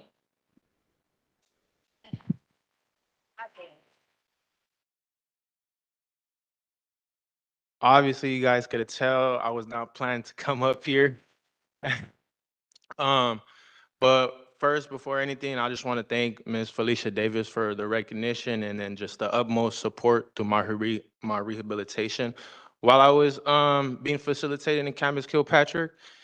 And I feel like one of the main things that I've learned and that I've kind of came to understanding with following my release and what's helped me stay out of custody and stay doing all the productive and positive things that I'm now doing was one, just the relationship that Miss Davis has fostered with me and then all the other youth that were being housed at Campus Kilpatrick. So she was the director of Campus Kilpatrick, and it was just the utmost support. Whatever an individual needed, she never hesitated to go ask. And I remember her telling me one time, I was blessed to, well, during visitation, my mom came to come see me faithfully every weekend, and that's something I'm grateful for and will forever always be. So when she made a comment to me one time, and it's like, not all the youth were able to get visits, so whether it was hardships at the parents' pace, not being able to get there, or whether it wasn't communication with the individual who was incarcerated and the parents, or whoever their guardian may be. But she made it a point for whoever individual didn't get a visit that weekend, whenever she came back to, because visiting was Sunday, and I know Sunday is her church day. So when she came back Monday, she made it a point to go and have a conversation and create dialogue and just be present with individuals who didn't get a visitation that weekend. And that's something that always stuck with me, and it kind of just made me understand more the type of individual she was. And whatever I needed, whether I didn't have a haircut, she went and got barber clippers for the whole units, all the units. So then we were able to get haircuts. The events we hosted for certain holidays, or just so out the kindness of her heart, she went and got food for the facility. So it's just having that relationship, and then just the meaning that comes behind it, and the intention, and then the whole genuine aspect of it. None of it was two-faced. None of it was a mask that I seen. So it was just the constant outlook and the support that was provided, and then her just reaching out, doing what she had to do to best support the youth in the facility. So it's like following that, and then even before my release, going to LA Room and Board, where Sam Prater's less restrictive program was. I resided there for 6 months, and I currently transitioned to the ARC dorm. But the first 6 months of my release had kind of gave me like a standing of where I was in my reentry and how I was supported the utmost. And Miss Davis played a part in that. She knew how I guess decent I was doing academically in school and stuff like that. So I was kind of looking at other alternatives, but in reality, what was best for me was stepping down to the less restrictive placement of the Opportunity House, where I was able to focus on school. Prior to my release, I was able to apply to a couple of different Cal States University with the help of the college facilitator, Miss Patricia Sunaga. Very grateful for her too. So I was accepted while I was still in custody to Cal State Northridge, and it was obviously in my best interest and the best alternative to transfer to a less restrictive program that was revolved around school. And I was supported with academic individuals, whether it was me needing tutor or just support, it was there. And it was just the genuine relationships that you establish with people. You kind of realize that they see things sometimes that you don't necessarily see in yourself, and that just leads into other opportunities that they present to you. And just following that, you kind of just get a better sense of what it is and a better outlook on other alternatives maybe that you were doing prior. But I'm gonna wrap it up there, and then just thank you for all. Yeah. Whoa. But Thank you all. Thank you, Ms. Davis. It's very good to see you. This is my first time I've seen her in person since I've been out of custody. So it's very good to see you, Ms. Davis. And thank you all. Thank you, everybody. Thank you, everybody. Thank Appreciate you. Thank you so much. So just to get back, thank you, Hector. Just to get back to your question. So I'm very humble overseeing SYTF field LRPs. I started humble beginnings with Campus Kilpatrick. Now I'm here. My background, I used to be a social worker before I came over to probation, so I have a lot of child welfare experience. Not only that, I ran our placement for over 12 years as a director. So I come with a different lens looking at LRPs. So I'm not a person to broadcast what I'm doing, but let me tell you what I'm doing. So we're looking at lots of CBOs to partner with our LRPs. So I'm using RAMP as a model of what an LRP should look like. So we are already in talks with some collaborative partners with LA County Arts and Culture, Hoops for Justice, and other CBOs, because my goal is to bring collaborative partners, place them in an LRP, and let's see what works, what doesn't work. And once we fixture that into this model, then we're going to pick it up and take it to the next LRP. So last night I was thinking about, while I was watching my reality TV show, I wrote on this sheet of paper, just sketching, what LRPs offer our youth on an SYTF order. And I know if I and I thought about all of my LRPs, and this is what they offer. Now, we need to enhance some performances, but this is what all of them offer. Community-based individual supports designed to maximize independence. I've seen it. That's what they do with this population, all of my LRPs. They look at that young adult, and as day one, that's when that case planning begins with them. And they interact, each and every one of my LRPs, they interact with these young adults. And they talk about, what's that case plan? Are they going to have to go to independent living, transitional housing? And they loop me in. And we're in talks with a couple of them now. And I think one probably have their own apartment. Some of them don't want to go into transitional housing. Some of them want to do independent living. I want to get my own apartment. So what we're doing, what all of these LRPs are doing, they're not only maximizing that young adult independence, safety, and inclusion, but they're also giving them educational support, housing, mentoring, job training. So Oscar Mejia has a great restaurant, the pizza place, good pizza, and you know I love that pizza. And they have the dirt bag, the motorcycle. Ramp, they have a great construction. Ma'am, And they also have the, if I may. I'm almost finished. Well, I just want the question answered. Sure. Are there any legal responsibilities that probation has over the LARPs? Not what we do, but is anything that they're identified by law that they do that has to be reported? Do they monitor it? Are they involved in the funding part of it? Are they involved in the tracking part of it? Are they involved in anything that legally is required by probation department? Not what they do, is what legal requirements. So what I expect from my LRPs, I'm going to answer No, that. but I want to know what the law expects from probation. Well, we expect that each LRP. You're not answering the question. Is there any legal thing that probation has to do to oversee LARP outside of seeing the kids and the young adults that are disposed there? Is there any legal, is there anywhere I can say probation is responsible for this, this, and this?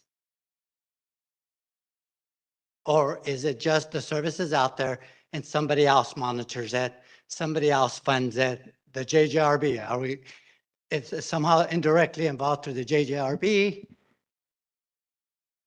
So probation does pay for the LRPs and for the young people to live at those LRPs. So we are responsible for those payments. There's nothing that I recall, and again, I'm not a lawyer, I haven't read every piece of the law, that specifies exactly how probation is supposed to supervise the youth once they are at the LRPs. We pretty much follow probation standards. I think specifically with this population, because they are a high-risk population, we do increase those standards and then a regular, once a month, you can tell what they've said about the probation officers. They're there every week, they're on call, they will be responsive, but there's nothing in the law that tells us that's what we're supposed to do. How about the 89 million? What about it? Is probation responsible for doling that out? There, through our fiscal department, we do have responsibility to how that money gets spent. And that 89 million is not just for LRPs, it's also for programming at the actual SYTF facility. Okay, thank you. Thank you so much.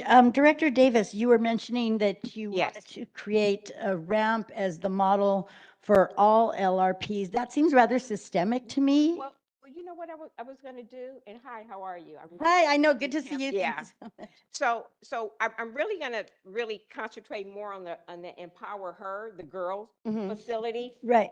I just said ramp because ramp Empower Her is the Right. But I was just wondering really quick though, you mentioned you go to all the facilities, like when you went to, like, who? Did you spend the whole day or did you just go for dinner? It was a tour. It was actually a tour. The whole entire day? Yeah. Every LRP, like there's a dozen, you've been to all of them? Yeah, I do. I went to Amity Foundation 2 weeks ago. I plan on going to this drug rehab place that we have 2 kids there called Positive Steps next week. I call my LRPs. I mean, they know I'm always available. I'll just pop up and see what they're doing. I visit Ramp. I know I have to go to Elevate House. That's a new one under Albert Brady. But me being just one person, it's hard for me to go out every day to all of my LRPs, but I'm very involved and very visible all the time for all of them. And I know exactly what they're doing. And they know that if anything happens, they can always call me and I call them. Thank you so much. Before we move on to public comment, okay. I was going to see if the commissioners, and then we're going to move to public comment. Do any of the commissioners have any other questions? Okay, no? All right. Okay, we will move forward to public comment. For those in the room wishing to give public comment, we'll do 2 minutes. And if you want to give public comment online, use the little raise your hand icon at the bottom of the page. Or if you're calling in, dial *3. And Janae, if you can set the timer for 2 minutes, and we welcome your participation. My name is Albert Brady. I'm the president of the board for Avalon Carver. We have Elevate House and Oasis West House. I just wanted to make a comment about the legal ramifications. I don't know anything about the legal ramification, what probation does, but I do know they know every programming at every house, right? They're there. We actually have the turn-in sheet that shows the program weekly that our young people are going to. They understand what the finances are. They know what stipends are giving.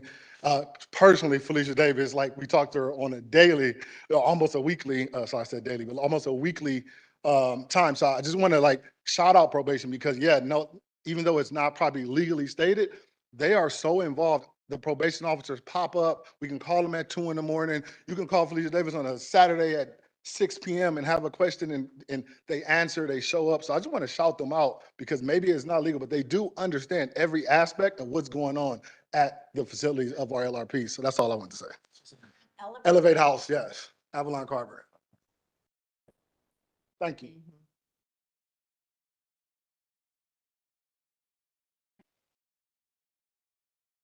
Okay.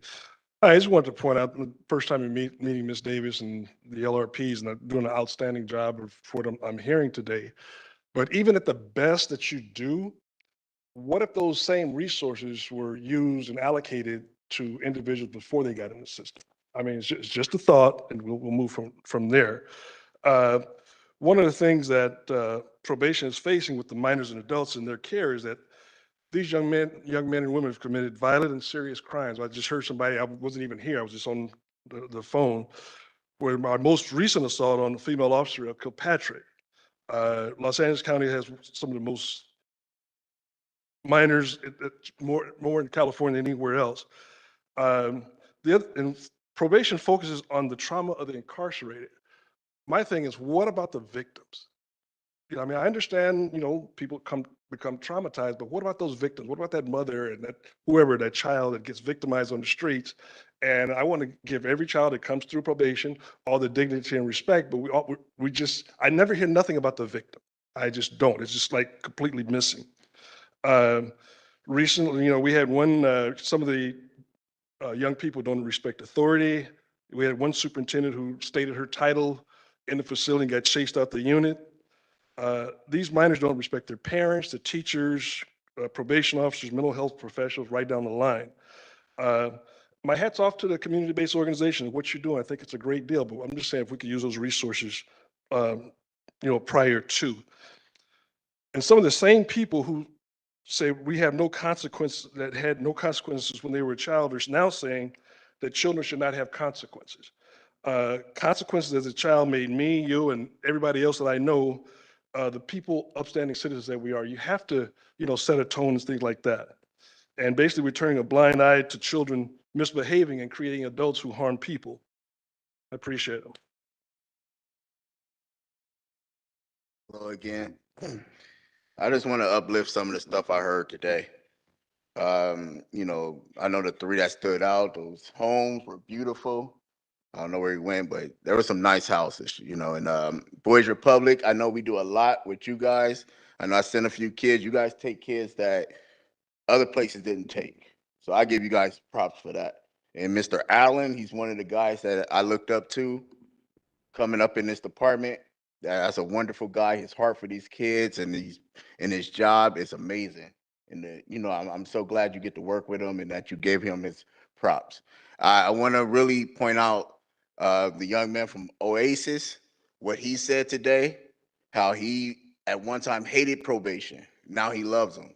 Now he's working together. That's how probation and CBOs are supposed to work together like that.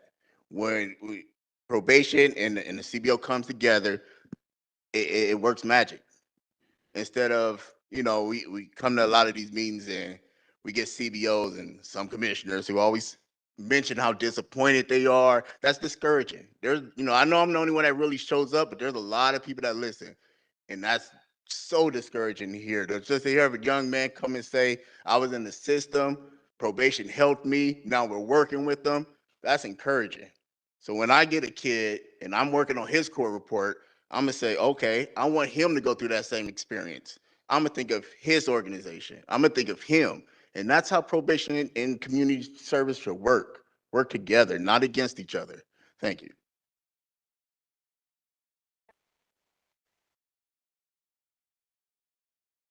Ready? Good afternoon, everyone. My name is David Carroll. I'm the director of the Department of Youth Development for LA County.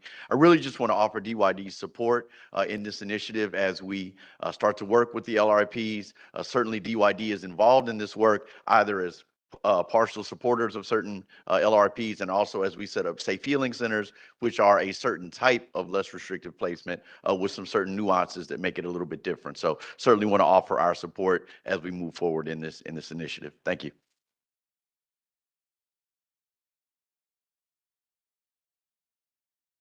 Hi again, Commissioners. My name is Sia, and I'm here representing the Los Angeles Youth Uprising Coalition.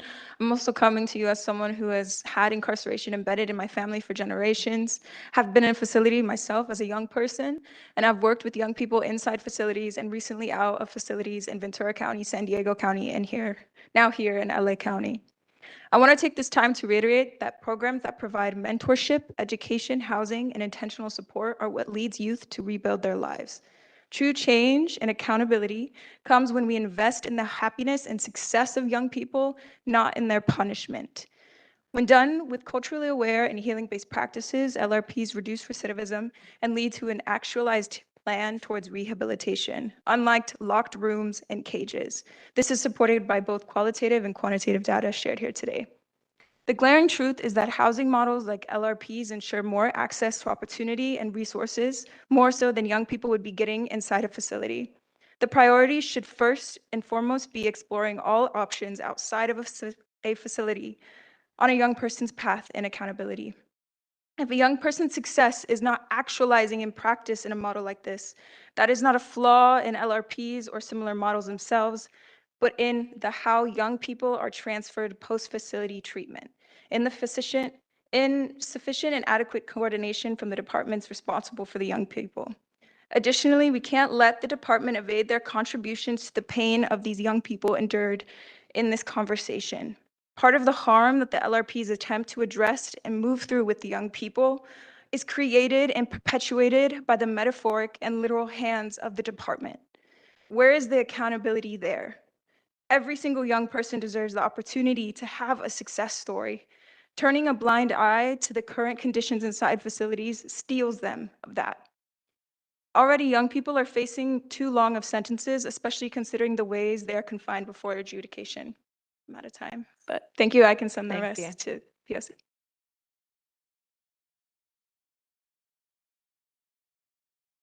Hi again, my name is Ruby Lazarga. I'm here on behalf of the Anti-Recidivism Coalition. Less restrictive placements are an important part of the continuum of care for young people leaving detention. These programs can provide the mentorship, education, housing stability, and supportive services that help youth rebuild their lives and successfully transition back towards their communities, as we heard today. But for this model to truly work, strong collaboration with probation, especially juvenile field services, is critical. Youth need consistent relationships with the people responsible for supporting them through their transition. Through the weekly policy trainings we host at the Anti-Recidivism Coalition, we regularly hear from young people who say that they don't even know who their probation officer is, or that their only interaction is a quick text check-in. That kind of engagement is not enough to support young people who are navigating major life transitions. And while it's encouraging to hear about individual success stories like Hector's today, it's also important that we look at the broader picture. As placements shift and programs move, such as changes we've seen at Kilpatrick and now affecting the girls as well, we want to make sure that the same level of support and stability exists for all young people in the system. LRPs can be a powerful bridge home, but they work best when youth have a real support system around them. Strengthening partnerships between probation and LRP providers will help ensure young people are supported, connected, and set up to thrive as they return to their communities. Thank you.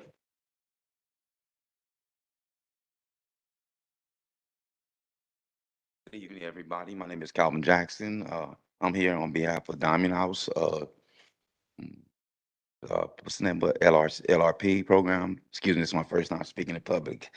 I'm here to enlighten y'all on what we have to offer at our facility, which is trauma-informed care, financial literacy, CGA, a few other programs we have to offer. We offer one-on-ones, counseling, transportation to and from, all the good things that help these kids learn the right proper coping skills to deal with society so they won't have to go back to criminal thinking and things of that nature. I'm kind of nervous. It's my first speech, but our objectives is firm in dealing with the youth. So thank you. All right. It's called Diamond House, and I don't know whether you've noticed, but we've been very careful not to talk about where the LRPs are located, but they are located throughout the county. I had an opportunity to go to Diamond House a couple months ago, and including some of the other facilities that have presented and not. So I hope the commissioners will take advantage over and above the creation of an ad hoc committee to learn more about these in the actual community. Thank you. Good afternoon, Commission, Probation, all the public. My name is Rudy Reyes. I'm the Restorative Justice Director at RAMP. I just wanted to point out something that I've noticed in doing this work. So I'm the guy that has to tell the young men no in our organization. And also, whenever there's a harm committed, I'm the one that comes to talk to them, to have these restorative justice circles. And we have involved probation, and that's something that they do, Mr. Mundo. They come and they sit with the youth and we talk about this issue. And it's something that I think is very important. I wanted to include the families. So I do all things court. So I show up to the courts for these young men and sometimes the young women, and I've inherited their families. And I think that's the most important and vital part of this, getting the families to buy into these programs and also getting acknowledgement by the attorneys that sometimes they feel that they're overlooked by the attorneys. Sometimes they feel they're overlooked by the courts or the probation officers. So what we do is we bridge that gap between the attorneys and the families and the courts and all the other stakeholders in this work. And it's very important for us to understand that gangs is the biggest problem with these youth. It's not drugs, it's not mental health, it's gangs. Them going back to their old neighborhoods. We work 7 days a week at RAMP because when they're on their weekend passes, that's one of the biggest concerns that we have when they're on their pass is that when they're back in their old neighborhood, if they go back there, you know, when they make it back on Sunday, we're so happy and we're just relieved that they're back. So thank you for this time. Appreciate it. Thank you. Hello, Ms. Davis. How you doing? All right. My name is Richard. I served 43 and a half years in prison. I currently work as a credible messenger in the juvenile justice system. Since I've been in there, it's been over 3 years since they started this credible messenger program. As a result of being in there and serving all that time as a youthful offender, I saw a lot of things that were not working inside the juvenile hall system. So me, in conjunction with some other people, started a LRP called Diamond House. Okay, and in that capacity, the gentleman was asking about oversight and things of that nature right there. To me, it's about, you know, things are how they are today, but I feel that the LRP programs are very important in the sense that those of us who have the lived experience, we see the gaps that are taking place. And so being in collaboration with probation, it allows us to come together and address the gaps that are taking place. So a lot of these young men don't want to deal with victims awareness. Okay, they avoid those things because they say they don't like how it makes them feel. So in these LRPs, we're able to really get into the trauma-informed care aspect of this thing. No, I'm not a clinician, but having lived that, I understand what that's like. I understand what that is to avoid these type of things. So what we try to do is address the things that were not being addressed inside. Because if, let's just being very candid with you, if you do not address these young men or women's core issues, what are we really doing for them? We're really doing nothing other than warehousing them for allow them to be returned to society the same way they came in. So my point being is the LRPs actually get into the core issues, have these conversations, cry with them, hug them, talk to them, let them understand that it's okay for a man to cry and express feelings, because why were we given feelings if they are not to be utilized? So with that being said, my point is this here, no, everything is not perfect, but the collaboration is taking place, and I feel that we should be afforded the opportunity to continue to press forward in that way. Thank you. Thank you. Good afternoon, everybody. Probation, everybody that's here. Thank you. I am one of the founders of the Restorative Academic Mentorship Program, along with Robert Luca and Joe Aguilar. I met Joe Aguilar and Robert Luca in Central KNL when I was 16, getting tried as an adult. Robert went on to do 28 years, most of it warehoused up in Pelican Bay State Prison in the SHU program. My friend Joe Aguilar did 22 years on a life without. One of my best friends currently to date, I only did 13. A lot of that time was in the segregated housing unit in Corcoran and Pelican Bay as well. I want to say that I've also been out for 24 years, married to the same woman. I've fathered 4 children, put 2 of them through universities. I have a lot of experience in dealing with my own children. They're all different. They're all very different. I have 3 other children that my wife helped me raise. So total, I have 7 different children that range from 35 years old to 8 years old. 2 of those children that are now young men work at RAMP, one as a youth navigator and the other one as a logistics coordinator. They helped us start this program really for nothing as volunteers. And we're currently now at 28 staff. The ratio of our youth is almost a 1-to-1. And I really like what the gentleman that just came up said right now, we're with them 24 hours a day. Sometimes I'm with them from 5 a.m. to 10 p.m. to 11 p.m. Sometimes I pick them up. We're doing the work at the ground level every day and night. Thank you. Thank you. Thanks. Um, so a lot of great programs, but I think one thing that we were missing is a sports program. Because when I was a kid, a lot of my teacher told me that I'm gonna be a future murderer, future rapist or something. But my coach saved me. My coach saved me with badminton. So I made it, by the time I graduated from high school, I made it a top 16 in the city. So I think a lot of those people in the juvenile hall, they probably have some sort of a athletic talent, because I keep reading the news that doesn't make any sense, that probation officers getting assaulted. And then I just keep thinking about that. If you are a youth and somehow you can beat up a 30 years old super strong probation officer, that means you are the potential Mike Tyson. That means you need to fight. We need to give you a stage to fight.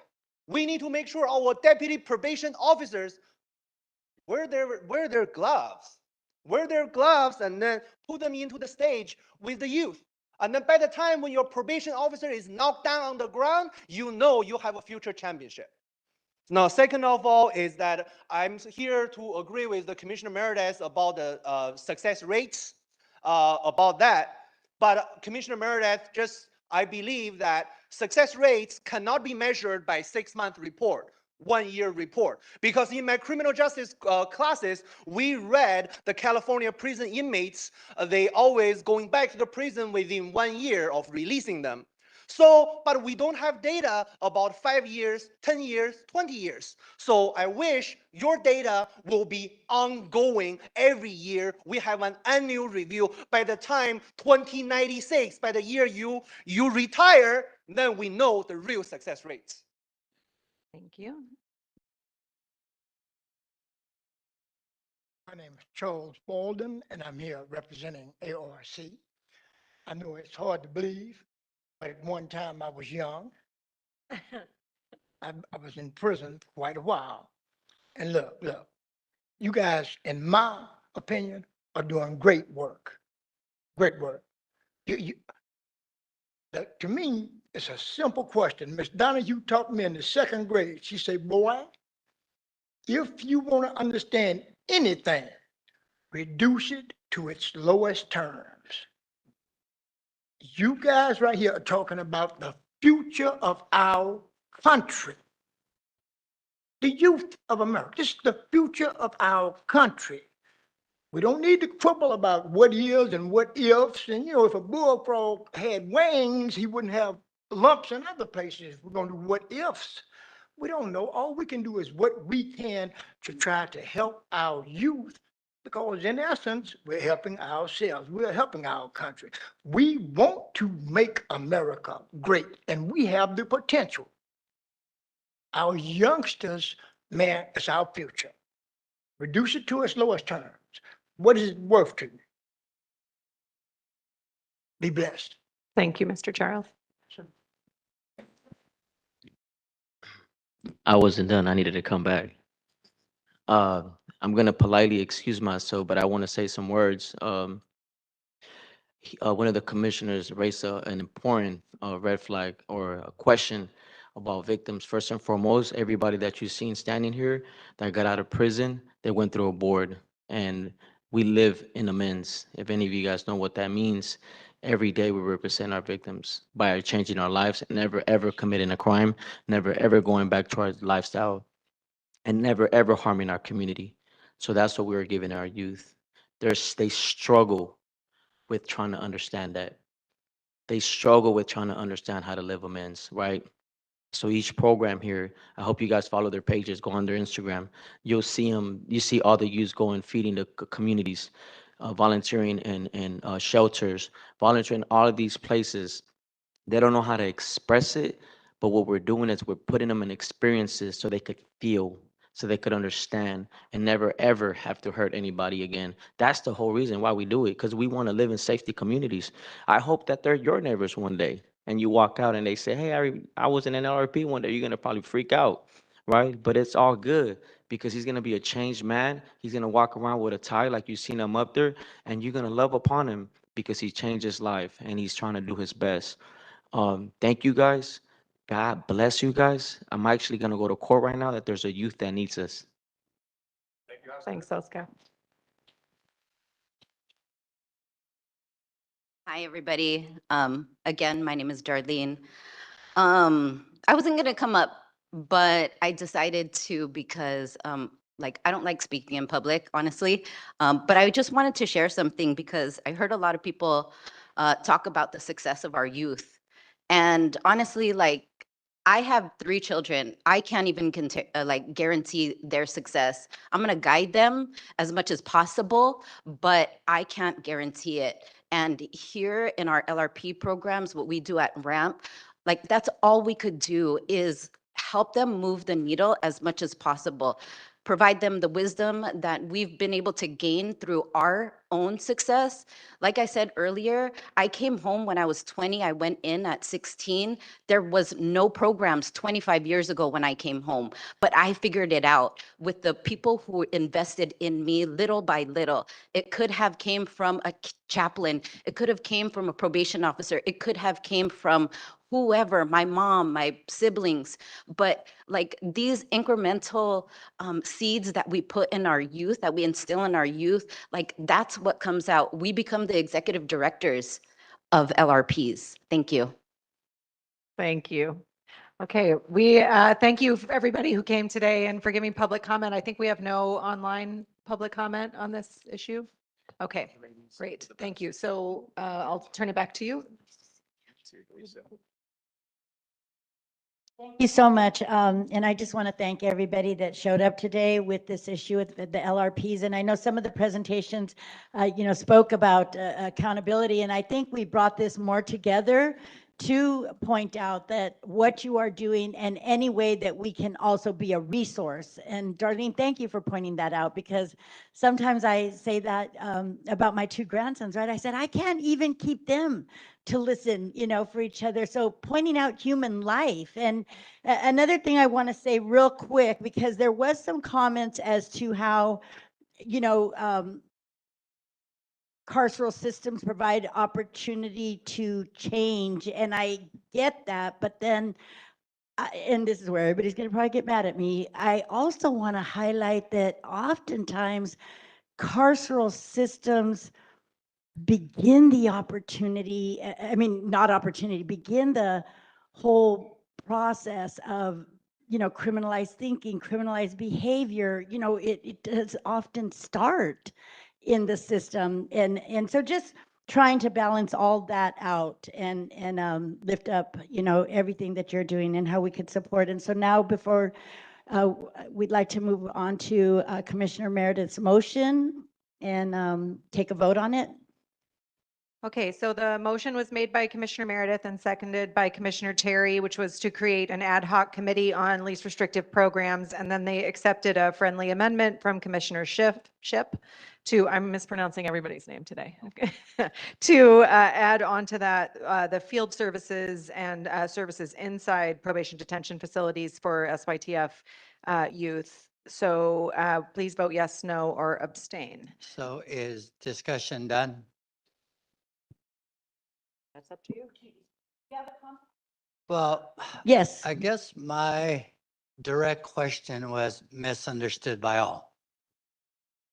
I don't have an interest, I don't have an understanding of whether or not the locks are working. I know that I visited 1 or 2, and all I saw was good. What I'm trying to bring us back to is whether or not we are positioned and responsible for determining if they're working or not. POC is oversight for probation. If probation had a legal responsibility, then I believe we review that. these great individuals that work out there, they have a lot of people. They have a lot of eyes on them. They have a judge, they have a public defender, they have a district attorney, and they have the probation office. If they weren't working, they wouldn't be here and telling us their success stories. I'm just trying to draw us back to our responsibility. Oversight for the entire department. We have the department, but the department does not run the LRPs. They're paying them. Well, and that's exactly what I was trying to get at. If they have that role, then our responsibility is to make sure that they're doing their work and how they're doing their work. Successes and failures. Okay. But we then should be specific on what we're looking for. That's kind of what they had. Can you talk into the mic, Commissioner Meredith? There would also need to be, to see now that the chair, the executive body would go back and see if there is 4 commissioners interested in creating the ad hoc, right? Working with Commissioner Meredith and creating this ad hoc. So To understand this, then we are going to be looking, the ad hoc committee would be looking at whether or not probation is overseeing the funding correctly. Because that's what they do, right? Successes and failures of programs they're funding. So, And the successes and failures of the programs they're funding. and that's why I wanted that question answered. If that's what the responsibility is, then I would imagine that that would be encompassed there, but we didn't really get that answer. So, but if we're going to assume that it's part of the responsibility, then I understand the motion. Could we get further legal research? Could we get a memo sort of addressing this? I mean, before we take a vote, could we get, could we? No, I mean, I think we can. I asked for a written answer to a question that was to County Council about whether the POC has the authority to conduct inspections of LRPs. No. And well, I'm trying to answer Commissioner Harris's question because I did get an answer to that, which is it's a little more complicated than this because they are lawyers, but it's yes. But I don't think that's the question that either of you are asking. So that is the extent of the legal answer I've already received. I'm not sure if that's the same thing you're asking for, Commissioner Harris. I'm just trying to support what a commissioner is asking. It's not, there's controversy going on. Do you want to stay, Commissioner Prater? And Thank you. Please don't put any focus on me right now. Okay. Just trying to clarify what Commissioner Mundo is saying. That's all. Certainly, if you want to ask for a legal opinion about a question, that's within your purview, and County Council will reply if they can. I mean, I can't speak for them, but I think that's, yes. Oh, go ahead. Could part of the ad hoc then be to kind of get clarity on some of the pieces we aren't clear about? Because I feel like ad hocs have done that before, like the CBO ad hoc, we needed clarity around contracting and how that works. I think the education ad hoc maybe did something similar in terms of getting clarity and looking at other models. So could that be a part of it so that that's even the initial first step to then kind of go from there? Maybe that could address, because we do have some gaps. I mean, I learned a lot today that I didn't know. So offering that. Commissioner Fripp? Yeah, I'll make it real quick. I mean, at least for me, if we're looking at, we've looked at contracts of probation, we've looked at juvenile field services. Part of being a juvenile field services officer is also being okay with where they live, inspecting where they live. At least from my experience, I've seen probation officers come to my house, inspect it, and make sure that that is a safe place for somebody to live. So I would think that would be a part of our purview as well. But if you all believe it's not, I wouldn't see why not. Because if we are inspecting contracts for outside contractors and the field services piece, I think that all makes up just one piece of the department. If I could just respond, I think so there's the issue of like what probation is doing, right? The contracts that they are entering into, whether there are deliverables, whether there are metrics, whether there are not. whether field services folks are supervising these young folks and in what capacity. But that is not what I heard. What I heard was a specific focus on LRPs and their successes and potential failures or shortcomings. And that is the part where I'm really struggling as the Probation Oversight Commission. And so as it relates to programming, we weren't looking at the quality of programming. We were not, I don't think we're in a position, we are not experts in that. That is not our job. Whether young people have access to programming, which is a legal mandate, is really different. And what barriers exist as it relates to that legal mandate. So I guess We that's say what we're looking at their failures or how I to better heard provide. successes and something related to LRPs specifically. But I think that's what my friendly amendment was addressing, that we are not experts. And so now the ad hoc looks at the whole picture, right, of when a young person comes home, because we talked about juvenile field, at least I added an amendment to talk about juvenile field services and reentry in that process. I think, yes, it matters where they live, but the whole picture matters as well. Okay, I'm going to give you an example. We have a young guy. We have a young man who got released on a weekend pass. He went home and got killed, a victim of a homicide.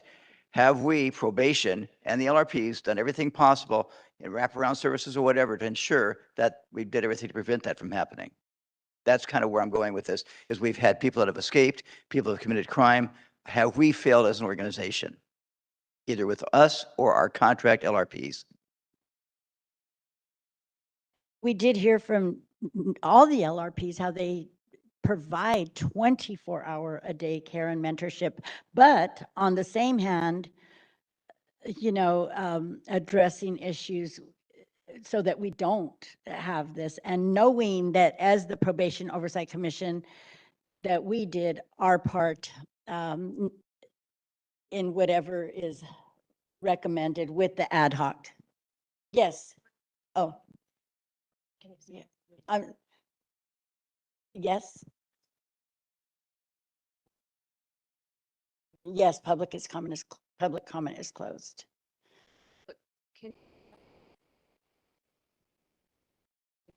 I think you have information and insights that we don't have. I know, but county council.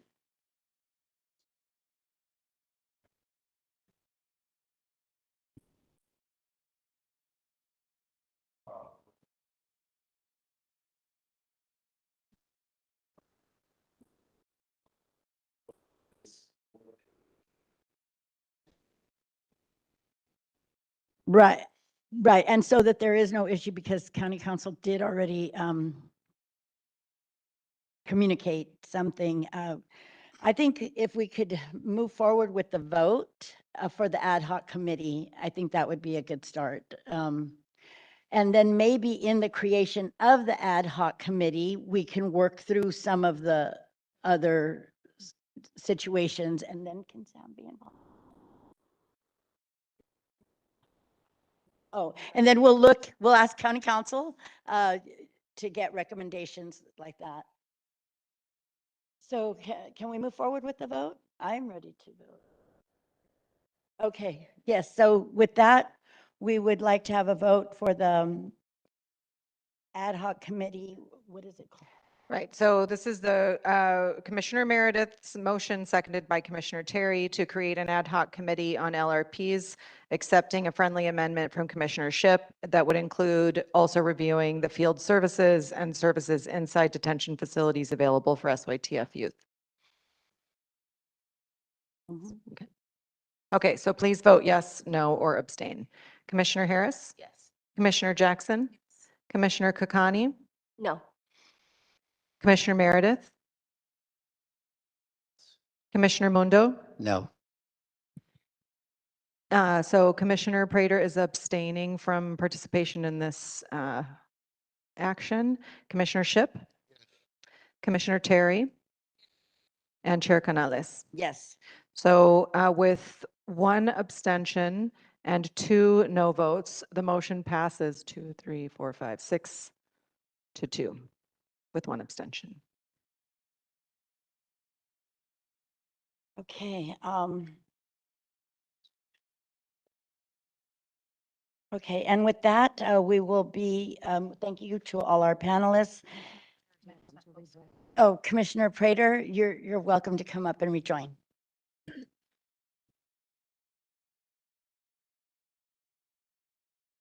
Okay, so now, agenda item number 6 is for matters not posted on the agenda to discuss or to place on a future meeting agenda for action. Commissioners, do you have any announcements or items you would like placed on a future agenda?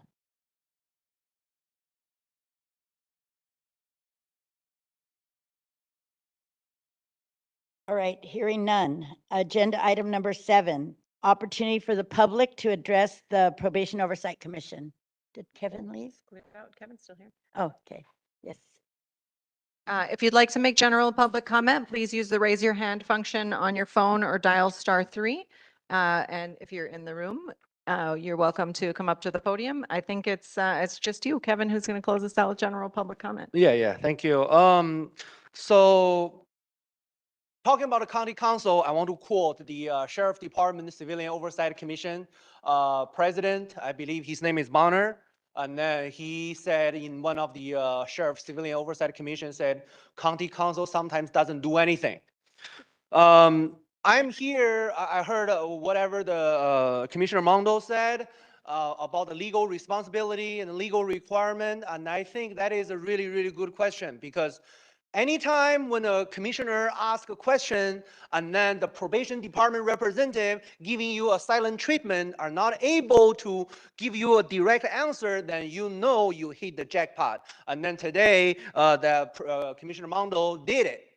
And then the question I was thinking, I don't know if I understand his question correctly, but I was thinking about the legal responsibility is that after you release them to those programs, and then let's just say he committed a crime again, he killed someone again. Well, does that mean those organizations gonna sue the county? Or maybe if their staff member are getting assaulted, getting killed, or getting raped, or whatever, does that mean there's another $4 billion lawsuit against the county? And does that mean gonna put extra burden to the taxpayers? So I really believe that is a really good question. And then vice versa, what happens if we release them to those programs and then some sort of former gangsters have a problem with him, and then you failed to provide enough protection, and then he didn't do any harm, but his former gangster friends come here, boom, killed him, and then his family gonna come here to the county, whoa, that's another $4 billion lawsuit. So I do believe certain questions has to be answered. I do really want to see about those legal requirements, but other than that, we're just gonna have $4 billion lawsuit every year. We don't have any online general public comment. Okay, so thank you for that. And now the adjournment of the meeting for March 12th, 2026. Thank you all for joining us and sharing your comments. As a quick reminder, be sure to follow us on social media and subscribe to our YouTube channel at LA County POC. To receive reminders about our upcoming meetings, visit our website at poc.lacounty.gov to subscribe to our email list. It is now 1:22 p.m. Can I have a motion to adjourn today's meeting? Okay, we have a motion by Commissioner Kakani and seconded by Commissioner Harris. Please unmute yourselves, and with a vote voice, with the vote voice? Hey. Aye. Anyone opposed? Anyone abstain? Motion carries unanimously. Today's meeting is now adjourned.